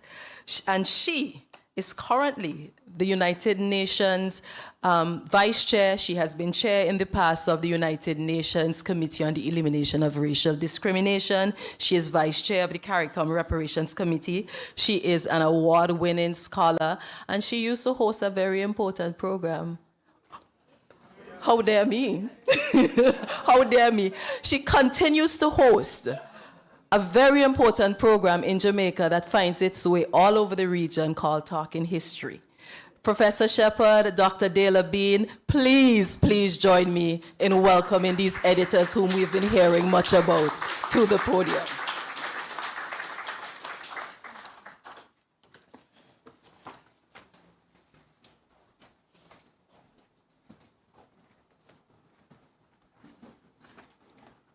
Thank you so much for those very, very kind greetings, Dr. Deschamps.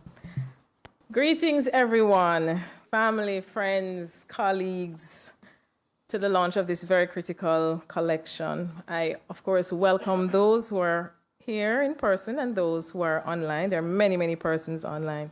Of course, I greet my university director, or vibrant moderator. I really want to big up my IGDS family, many of whom are here, many of whom are online. It's a regional powerhouse of an institute. Members of the Diplomatic Corps, thank you so much for being with us this evening. Prof. Tracy, thank you for those kind words. You took away half my speech. The audience will be grateful. Distinguished members of UWI Senior Management, Executive Management Team, good evening to you. I have to greet my parents, of course. Mr. and Mrs. Bean, thank you for everything. Everything you strive for was certainly not in vain. Thank you for being here.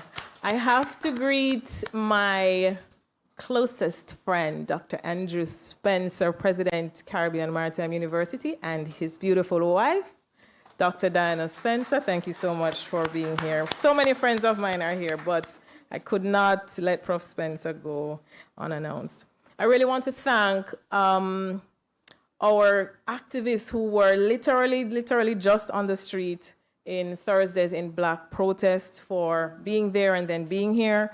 We could not join you, Prof. and I, but as you can see, we are joining you with Thursdays in Black. Good evening, everyone. It is a joyful feeling to be standing here this evening at the launch of this collection, 10 years in the making. As Dr. Deschamps said, I have been dubbed the IGDS resident storyteller. I will make it short today, but I can't break the tradition today. So 10 years ago, almost 10 years ago actually, in November 2016, I was honored to accompany Prof. Shepard, then University Director of the IGDS, to Cayman as part of the IGDS Distinguished Lecture Series, where IGDS thinkers and doers engaged in person with our regional publics around key issues of gender and Caribbean development. Once again, Prof was doing one of the things she does best, which is molding, shaping, and pushing young and mid-career academics. I was even more reserved than I am now, but she insisted that I share the weight of contextualizing the region's violent history in this lecture, which was titled Conversations on Gender-Based Violence and Gender Discrimination. I remember speaking first in a grand hall in Grand Cayman, still recovering from the dual shock of the reality of actually giving my first public lecture outside of Jamaica and seeing an iguana the size of a small horse roaming the streets right outside our hotel room. And so Prof and I share an equal passion for history and an equal hatred for lizards. So that was a fun ride to the venue. Having composed myself, I remember saying to the audience that I felt like I was opening for Michael Jackson. I feel that way today still. Certainly, they were here to hear from Prof. But at the end of this riveting discussion, they were inspired, enraged, mournful, hopeful, delighted to have both of us with them. So fast forward 7 or so years, this embryonic idea that was born out of that joint talk began to take shape. I shared a concept note with Prof. Shepard outlining the need for a critical collection tackling historical roots of gendered violence in the region. The vision, which of course was in large part shaped by her years of teaching and mentorship, was that it would need to include stalwarts while giving publishing opportunities to young academics. It would need to problematize concepts through rigorous academic lenses while immortalizing the voice of scholar activists through their own reflections on long histories of inveighing against injustice. This collection would need to give a roadmap to solutions using Caribbean feminist history as both the lens and tool to dismantle the master's house. And it would need to address contemporary issues from a multidisciplinary focus with a new and fresh perspective. It's a whole heap of things we wanted to do. And I think we did them with the help of our beautiful contributors. I'm forever grateful to Prof. Shepard that she was excited to come on board. Our shared work, along with 34 dedicated co-creators, resulted in this revolutionary collection and in this launch. And I will use this opportunity to extend our thanks to the UWITV for ensuring that this revolution will be televised live. Our hope is that readers will receive this collection as evidence for what revisionist historians have long known: our region's pressing contemporary crisis of gendered violence is neither novel nor accidental. This decolonial collection proffers a historical feminist framework for understanding contemporary GBV as being hinged on a past evidence of deliberately curated violence. It is ancient and methodical, it is real and personal, but it is also not inevitable. Thank you very much, Delia. And everything I'm going to do now is as a result of her instructions. So she says I am now to speak on the nature of the historical problem of gender-based violence. But first, I want to join her and Dr. Deschamps in greeting members of the Diplomatic Corps from the UK High Commission and the Cuban Embassy. Bienvenidos. I want to greet Senator Mazikitem. I have a lot of time for her, and she's somewhere here. Maybe she has left, I don't know. But I also want to greet members of the UWI's executive management team, the wider UWI and IGDS family. I want to greet members of my own family. Two of them joined me here tonight. My son, Dean, my husband, Bramwell. Thank you for all your support along the way. I want to greet all the authors, those who are watching online, have joined us, and those in the audience. We could not have done this without you. And I really appreciate your involvement in this important work. I want to greet, of course, Christine Randall. We've been working together for a very long time, even before you came here, Christine. And your amazing staff, so efficient, so passionate about the books that you produce. And I want to thank all my friends who are here, former students also.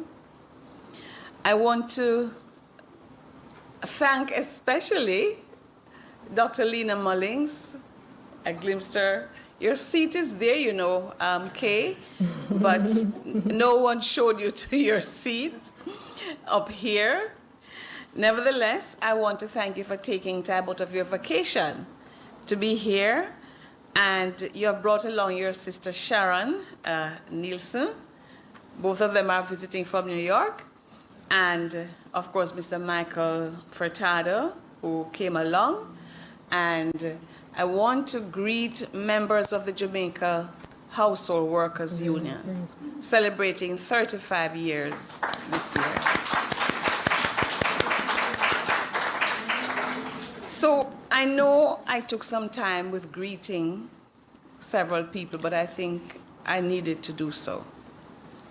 Thank you all. Thank you so much for doing Daily and me, the contributors and the publishers, the honor of joining us to mark this milestone in academic publishing and academic partnership. I also want to pause to celebrate the enduring collegial partnership that Dr. Delia Bean and I have established. I do not take it for granted. Not all my students love me.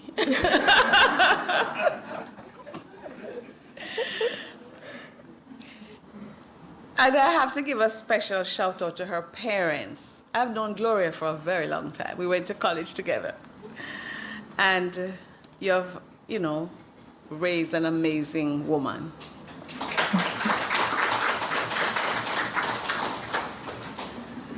Some of you have heard me say in other speeches that this topic of gender-based violence is not only of academic interest to me. One of my younger sisters was a victim of gender-based violence, and all my work on this issue is dedicated to her. She died at age 29. To know my history is to understand the work I do, and my motivations. Gender-based violence has a long genealogy in the Caribbean, so a long historical view of the contemporary scourge of domestic and gender-based violence, especially in the Caribbean, is necessary to link the past and the present. The question I always seek to answer when I think of this topic is, what circumstances from the past have given rise to the modern and ever-present phenomenon, which I see from the news is escalating in Hanover? You may have seen that. As my own chapter shows, the answer lies in the world-breaking system of chattel slavery, when our ancestors had little bodily autonomy or sovereignty. They were bought and sold, used and abused, called things, property, and every day faced all forms of violence, including sexual violence at the hands of the enslavers.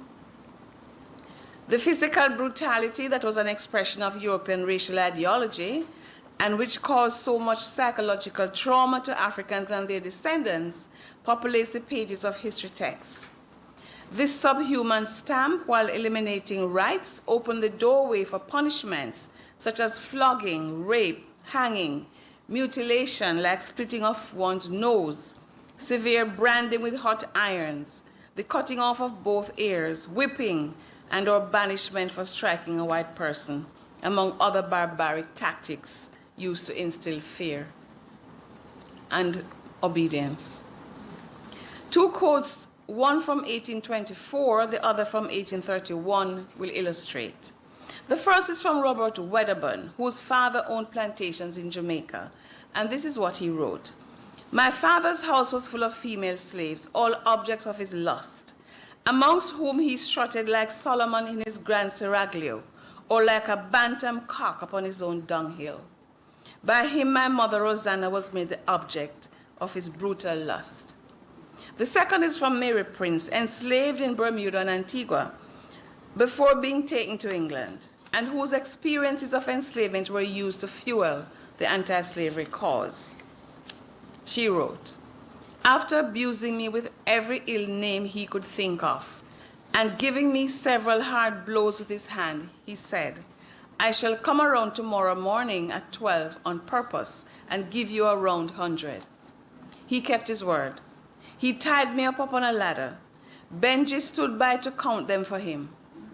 When he got weary, he rested, then beat me again. An earthquake interrupted, and in the confusion, I crawled away, my body all blood and bruises.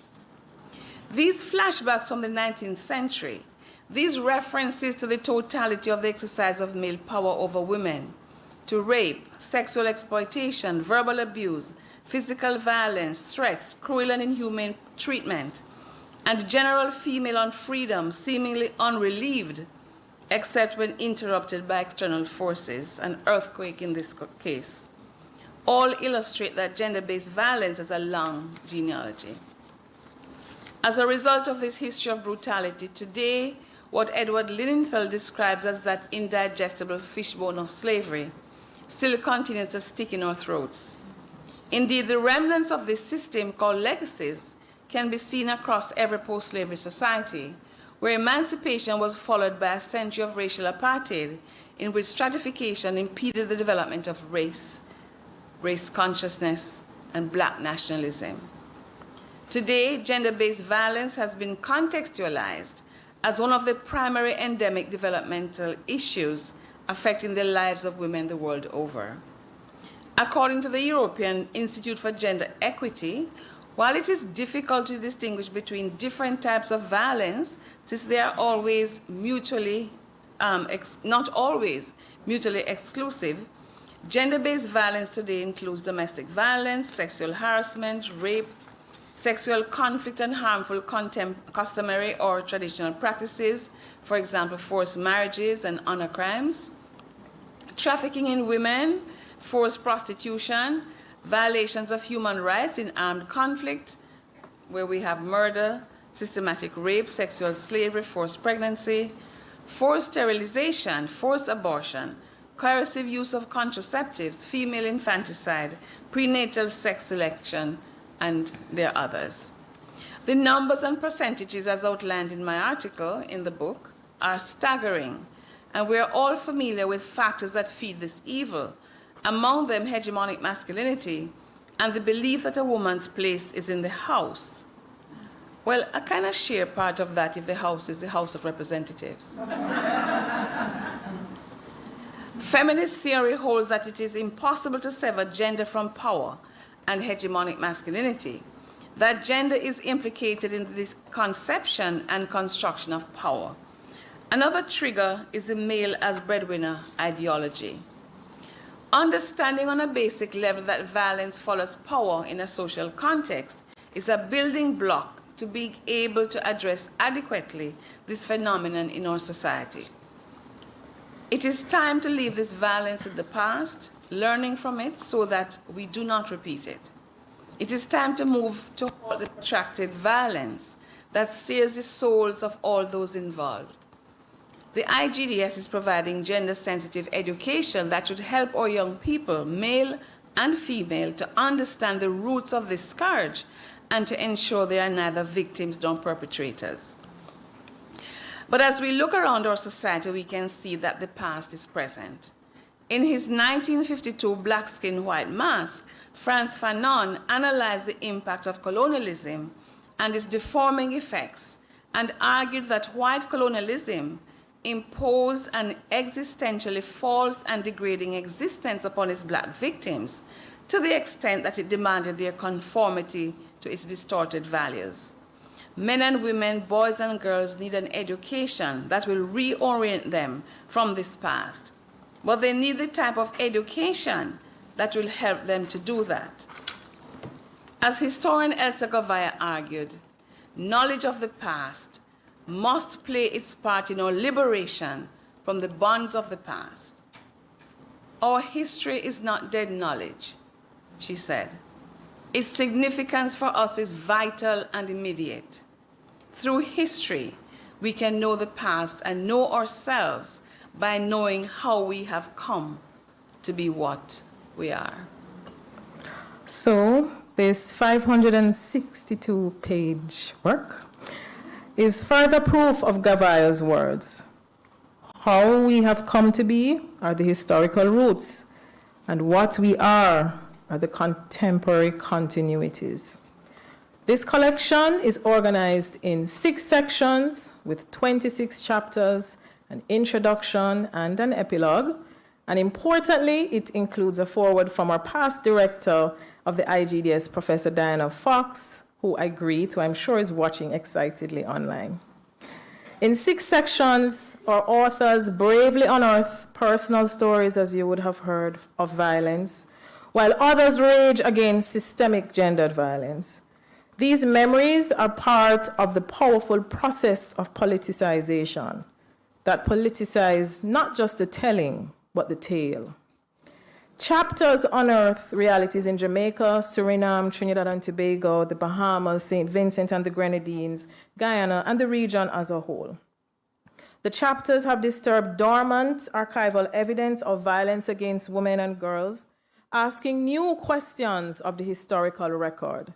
Yet others have reckoned with our beloved culture, poetry, literature, film, music, and other relics which we hold dear. One in particular has a trigger warning because of the harrowing acts of violence in Suriname in particular. But we believe that we should all be triggered by violence, and we should all be warned. Some have spoken out at the violence within and towards the LGBT community and persons living with disabilities, while others chose to indelicately shout bad words across pages to continue to upset our sensibilities. Title, that's you. In reality, the bad words are any attempt to silence survivors and present gendered violence as normal and acceptable.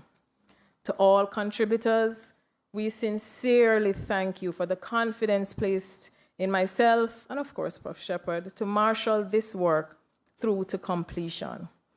And of course, we could not be here without showing gratitude to the University of the West Indies Press, particularly Director Christine Randall, and the marketing team of Karen Smith and Kelly Williams, who were instrumental in the planning of today's event. I must share that when Christine saw the original length of the book, she asked us to cut it by about a third, and we edited as much as possible. But I also want to thank at this point PVC Global Office, particularly PVC Sandra Maynard and Dr. Shakira Maxwell, for allowing us a small grant to cover the cost of an additional 100 pages that we were not prepared to give up. Now, while we are proud of this collection and its potential, troubling discourses of centuries of gendered violence could hardly end in satisfaction. Until the wrongs of the past are met with repair, and until structures of violence cease to exist in zero-tolerance environments which starve it of its nutrients, we remain dissatisfied, agitated, and active.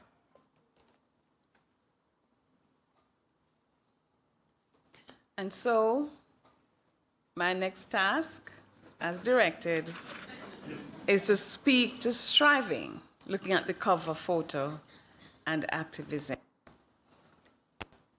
But I want to go a little further than that and to build on the insights given by our distinguished launcher or guest speaker, Professor Robinson.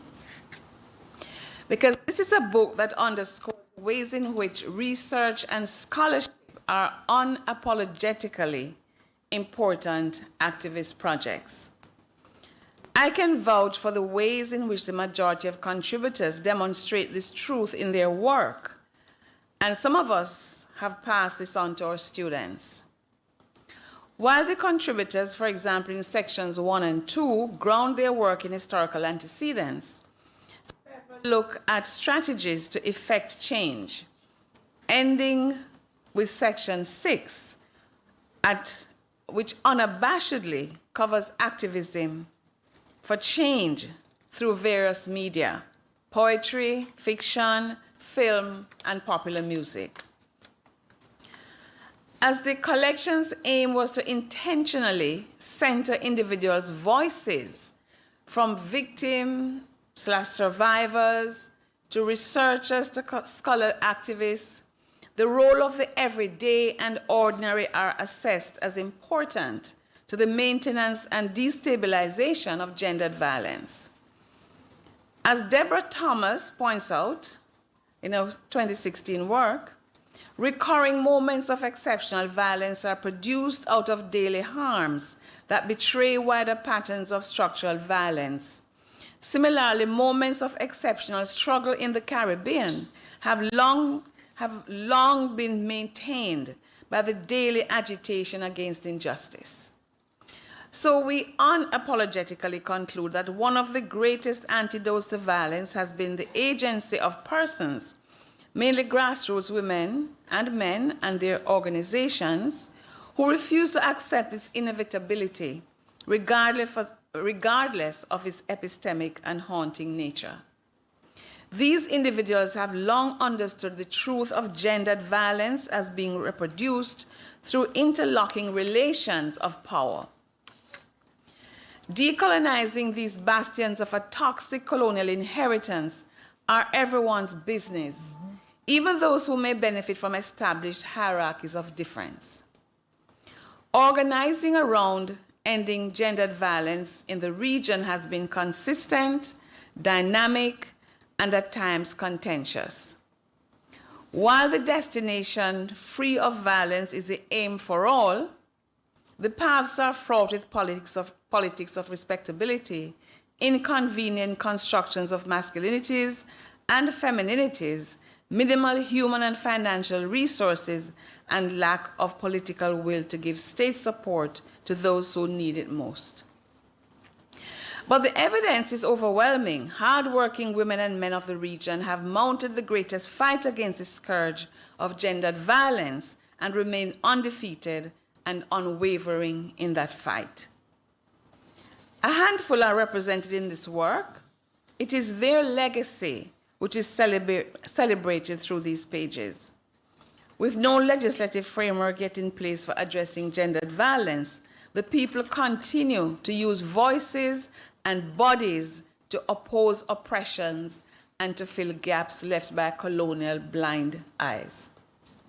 For me, the urgency of not imprisoning myself within the walls of academia lies in the influence of academics like Elsa Gavaya, Lucid Matherin Mayer, Walter Rodney, and others, who have insisted that history must have a public side, arguably the conceptual baseline completing the triangle that encapsulated their distinguished professional careers.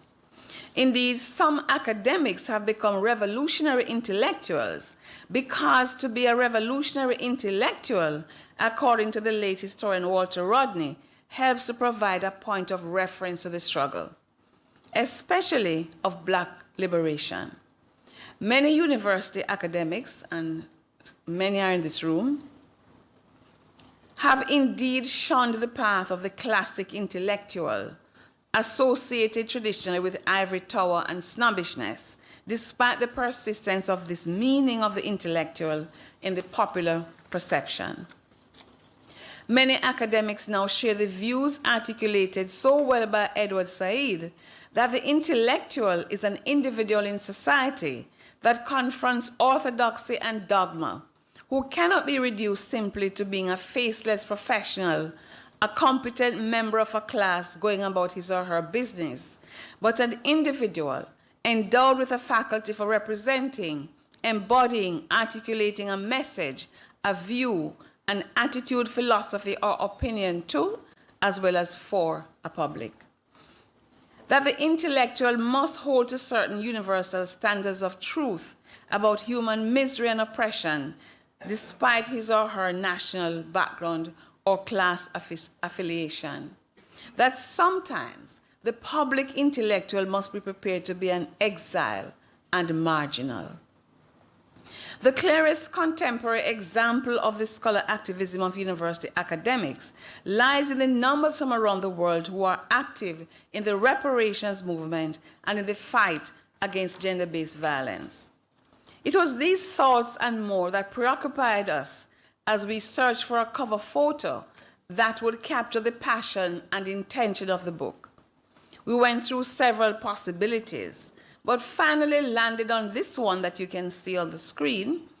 And we thank the artist, Evadne Carr, past student of the IGDS's graduate program, for her generosity in allowing us to use it. And let's give her a hand. At the time she showed it to us, it was her first piece, and we thought it was perfect.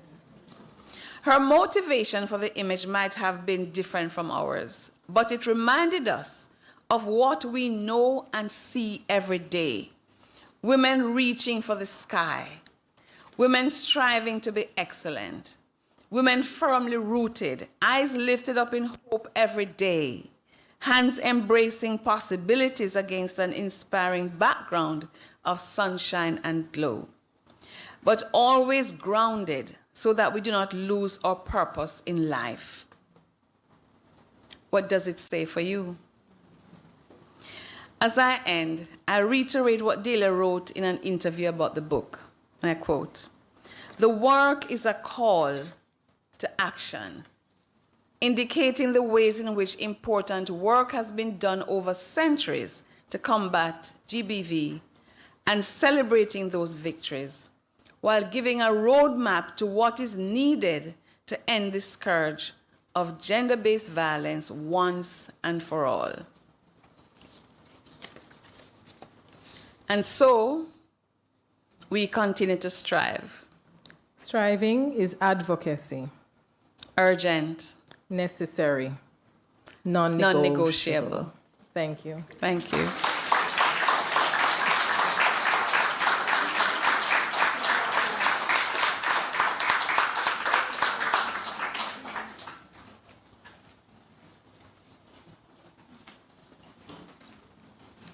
Thank you very much, Dr. Bean and Prof. Shepherd, for taking us through the journeying of this book.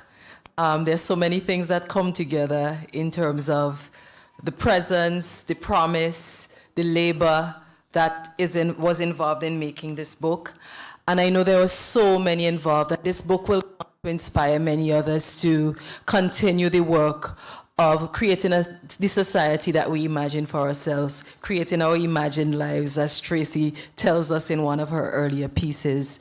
There's so much life that is contained in this book, but not for a moment do we take it for granted that what we are talking about is the felt, real acts of violence that continues to navigate each other's life. And thank you for inviting us into that space of hope, in terms of imagining the lives we want to see for ourselves. So thank you to you both.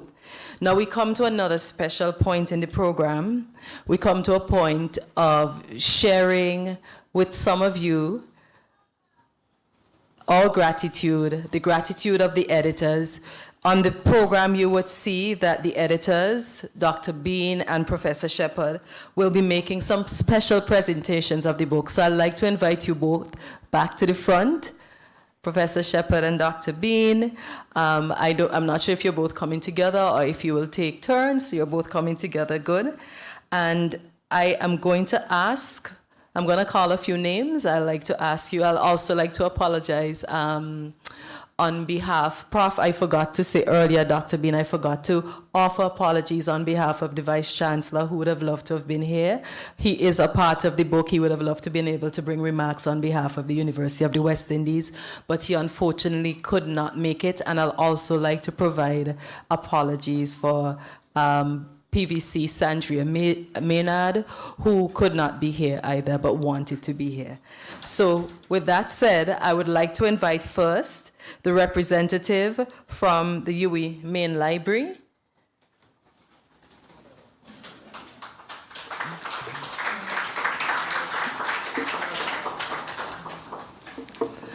I know you're not Jessica, that's why I didn't call her name. But thank you. If you could come on this side. And make sure you pose. Don't just take it and run. We want to capture it. Thank you.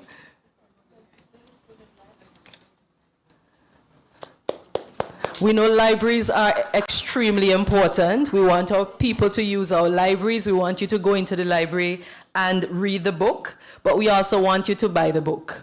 It's really important that we have reference copies for our little ones and for our students. I would like to invite from the National Library of Jamaica, Miss Keisha Mears.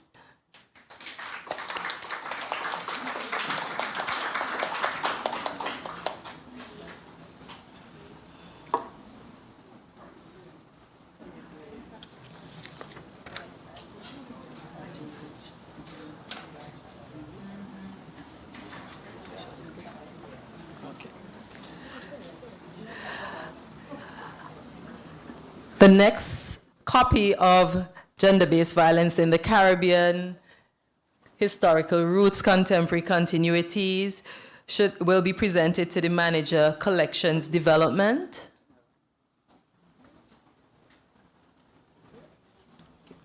Okay.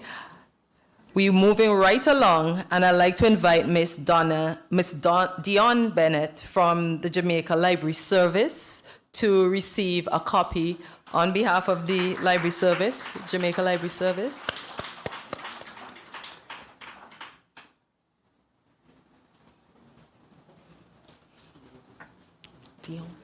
Miss Dion Barnett from Barbados.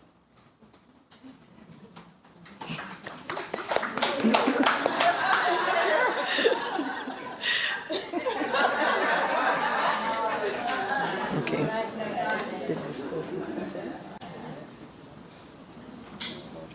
Okay. Representing the United Kingdom High Commission in Kingston, I invite Ms. Sharon Weber.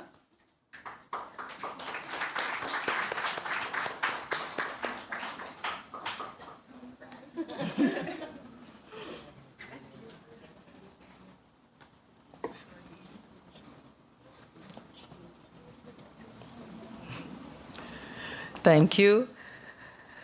I would now like to invite Mr. Ronaldo Davila Gallardo, Deputy Head of Mission, Embassy of Cuba in Jamaica.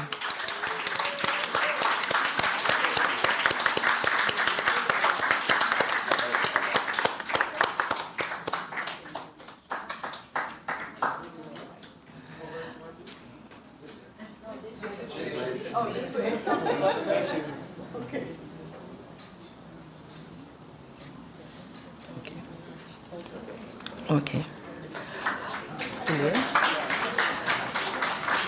Thank you. It is my pleasure to welcome back to this side of the room Miss Elaine Duncan, President of the Jamaica Household Workers Union.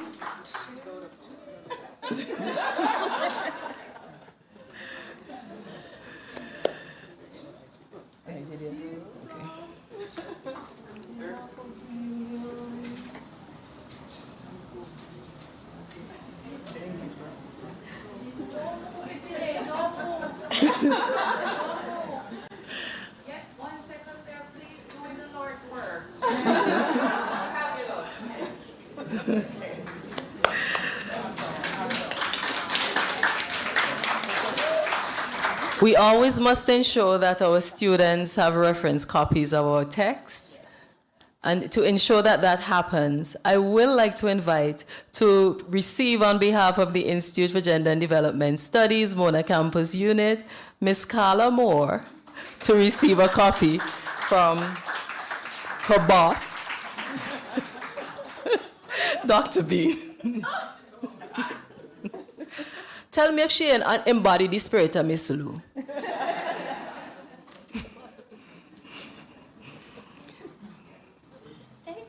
Thank you very much, Carla. And to receive the copy on behalf of the Institute for Gender and Development Studies, Regional Coordinating Office, our Senior Research Fellow, Dr. Natasha Motley, also a contributor to the text.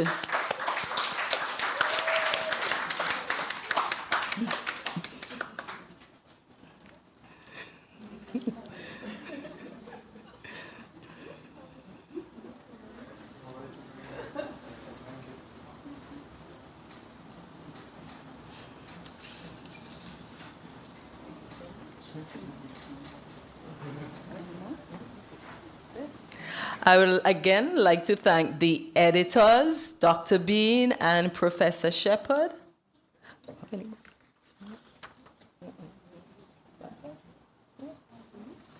Many thanks. Don't worry, you will get an opportunity to mingle with the editors. I do want to take this opportunity. This is not on my script, but I would really like to invite those of you who can stand to stand and join me in offering warm congratulations to both Dr. Bean and Professor Shepherd for this path-breaking collection.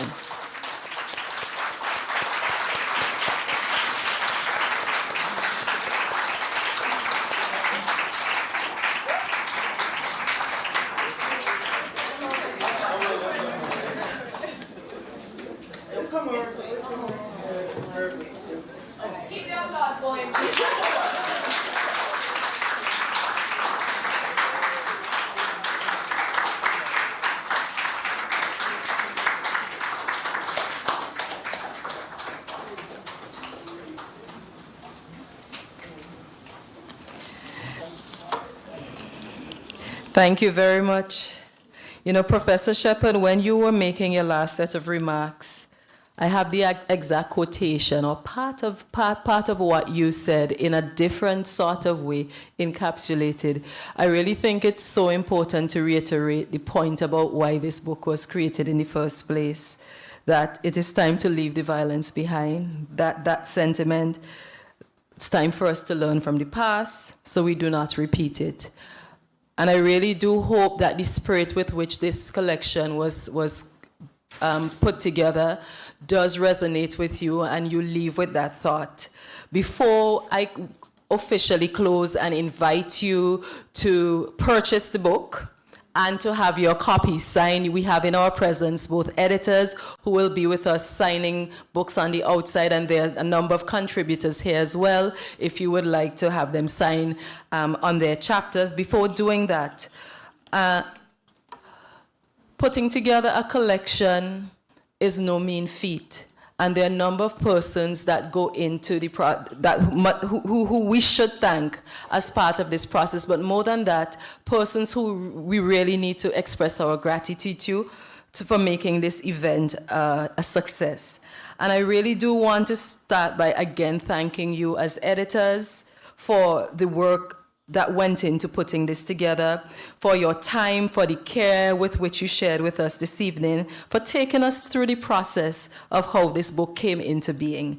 I want to also take this opportunity to pay homage to all of our contributors, all of the contributors to this collection, some of whom are present with us here in the room, and some joining online.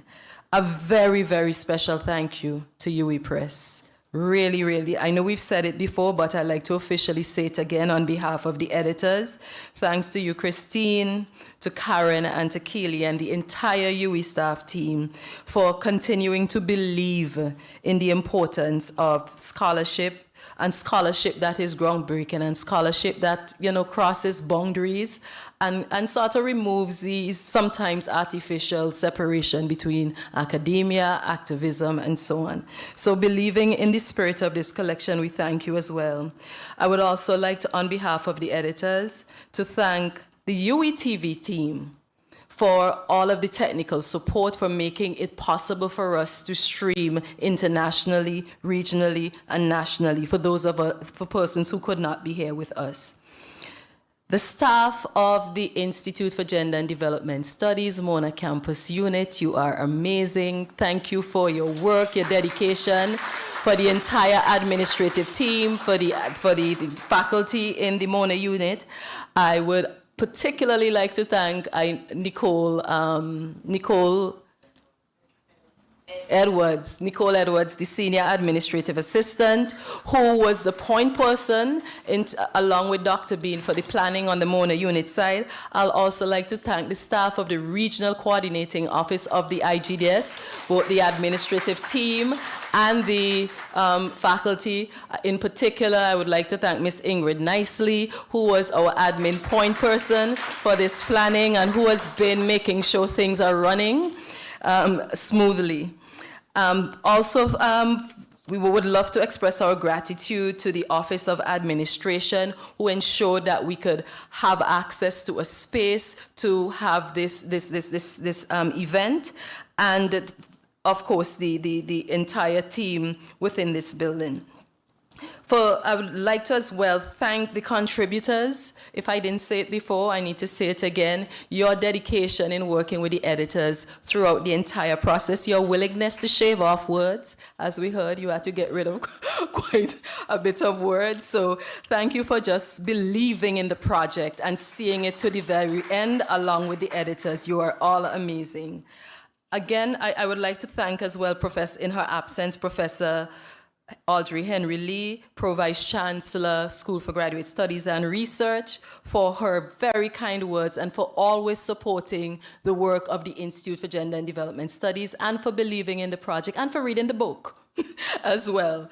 Thanks goes out to Miss Elaine Duncan, President of the Household Workers Union, and your entire membership who are present with us here this evening. Thanks as well for your remarks, Christine, earlier on the program. And I'd also like to thank especially Amilcar Sananan and Lynette Vassell for speaking on behalf of contributors and really giving folks a window into why this collection is so important. Tracy, you leave us with no words often when you speak, and this evening was no exception. Thank you very much for really going into and pulling apart and really giving the audience in this room and joining us on UWITV, a window into why this book is so important, the depth and breadth of what is covered. Thank you just for being so thoughtful as always in your intervention. I would like to thank Mr. Bean, Mr. Errol Bean, for bringing into this space his creativity and for showing us exactly why his daughter, Dr. Bean, is called our resident storyteller. Now, I called Dela our resident storyteller, but Carla, thank you for grounding us in this room. And I think it's so important for us to understand that the work is not happening. Of course, Nicole's chapter with Sonia gives us a window into the importance of the art, but you really brought it into the room for us this evening, Carla. With you, it is always powerful. I was sitting and I was getting goosebumps, and I'm sure I was not the only one in the room. So thank you very much for just bringing the power of your art into the room. If I haven't thanked you, I apologize. I do want to recognize, though, Dr. Leith Dunn. I hugged her when she came in, and for some reason, she disappeared. Our former head of the IGDS Mona Campus Unit and our honorary fellow in the Mona Campus Unit. My apologies for not recognizing you earlier, Dr. Dunn, but thank you for being here. A special thanks to all of you joining us in this room and the audience online, the UWITV audience joining us online. None of this is possible, and it could be a success without your presence. And we value your presence. We thank you for taking the time. We know that you will purchase the book. Okay? You have an opportunity to do that. It's 30% discount today, and of course, those of you joining online, you can benefit from that 30% discount using the promo code that is available on the UWI Press website. Again, thank you all for coming. We invite you for refreshments on the outside. We invite you to purchase the book, and we invite you to interact with the authors and have your books signed and the editors. All that is left for me to say is good night.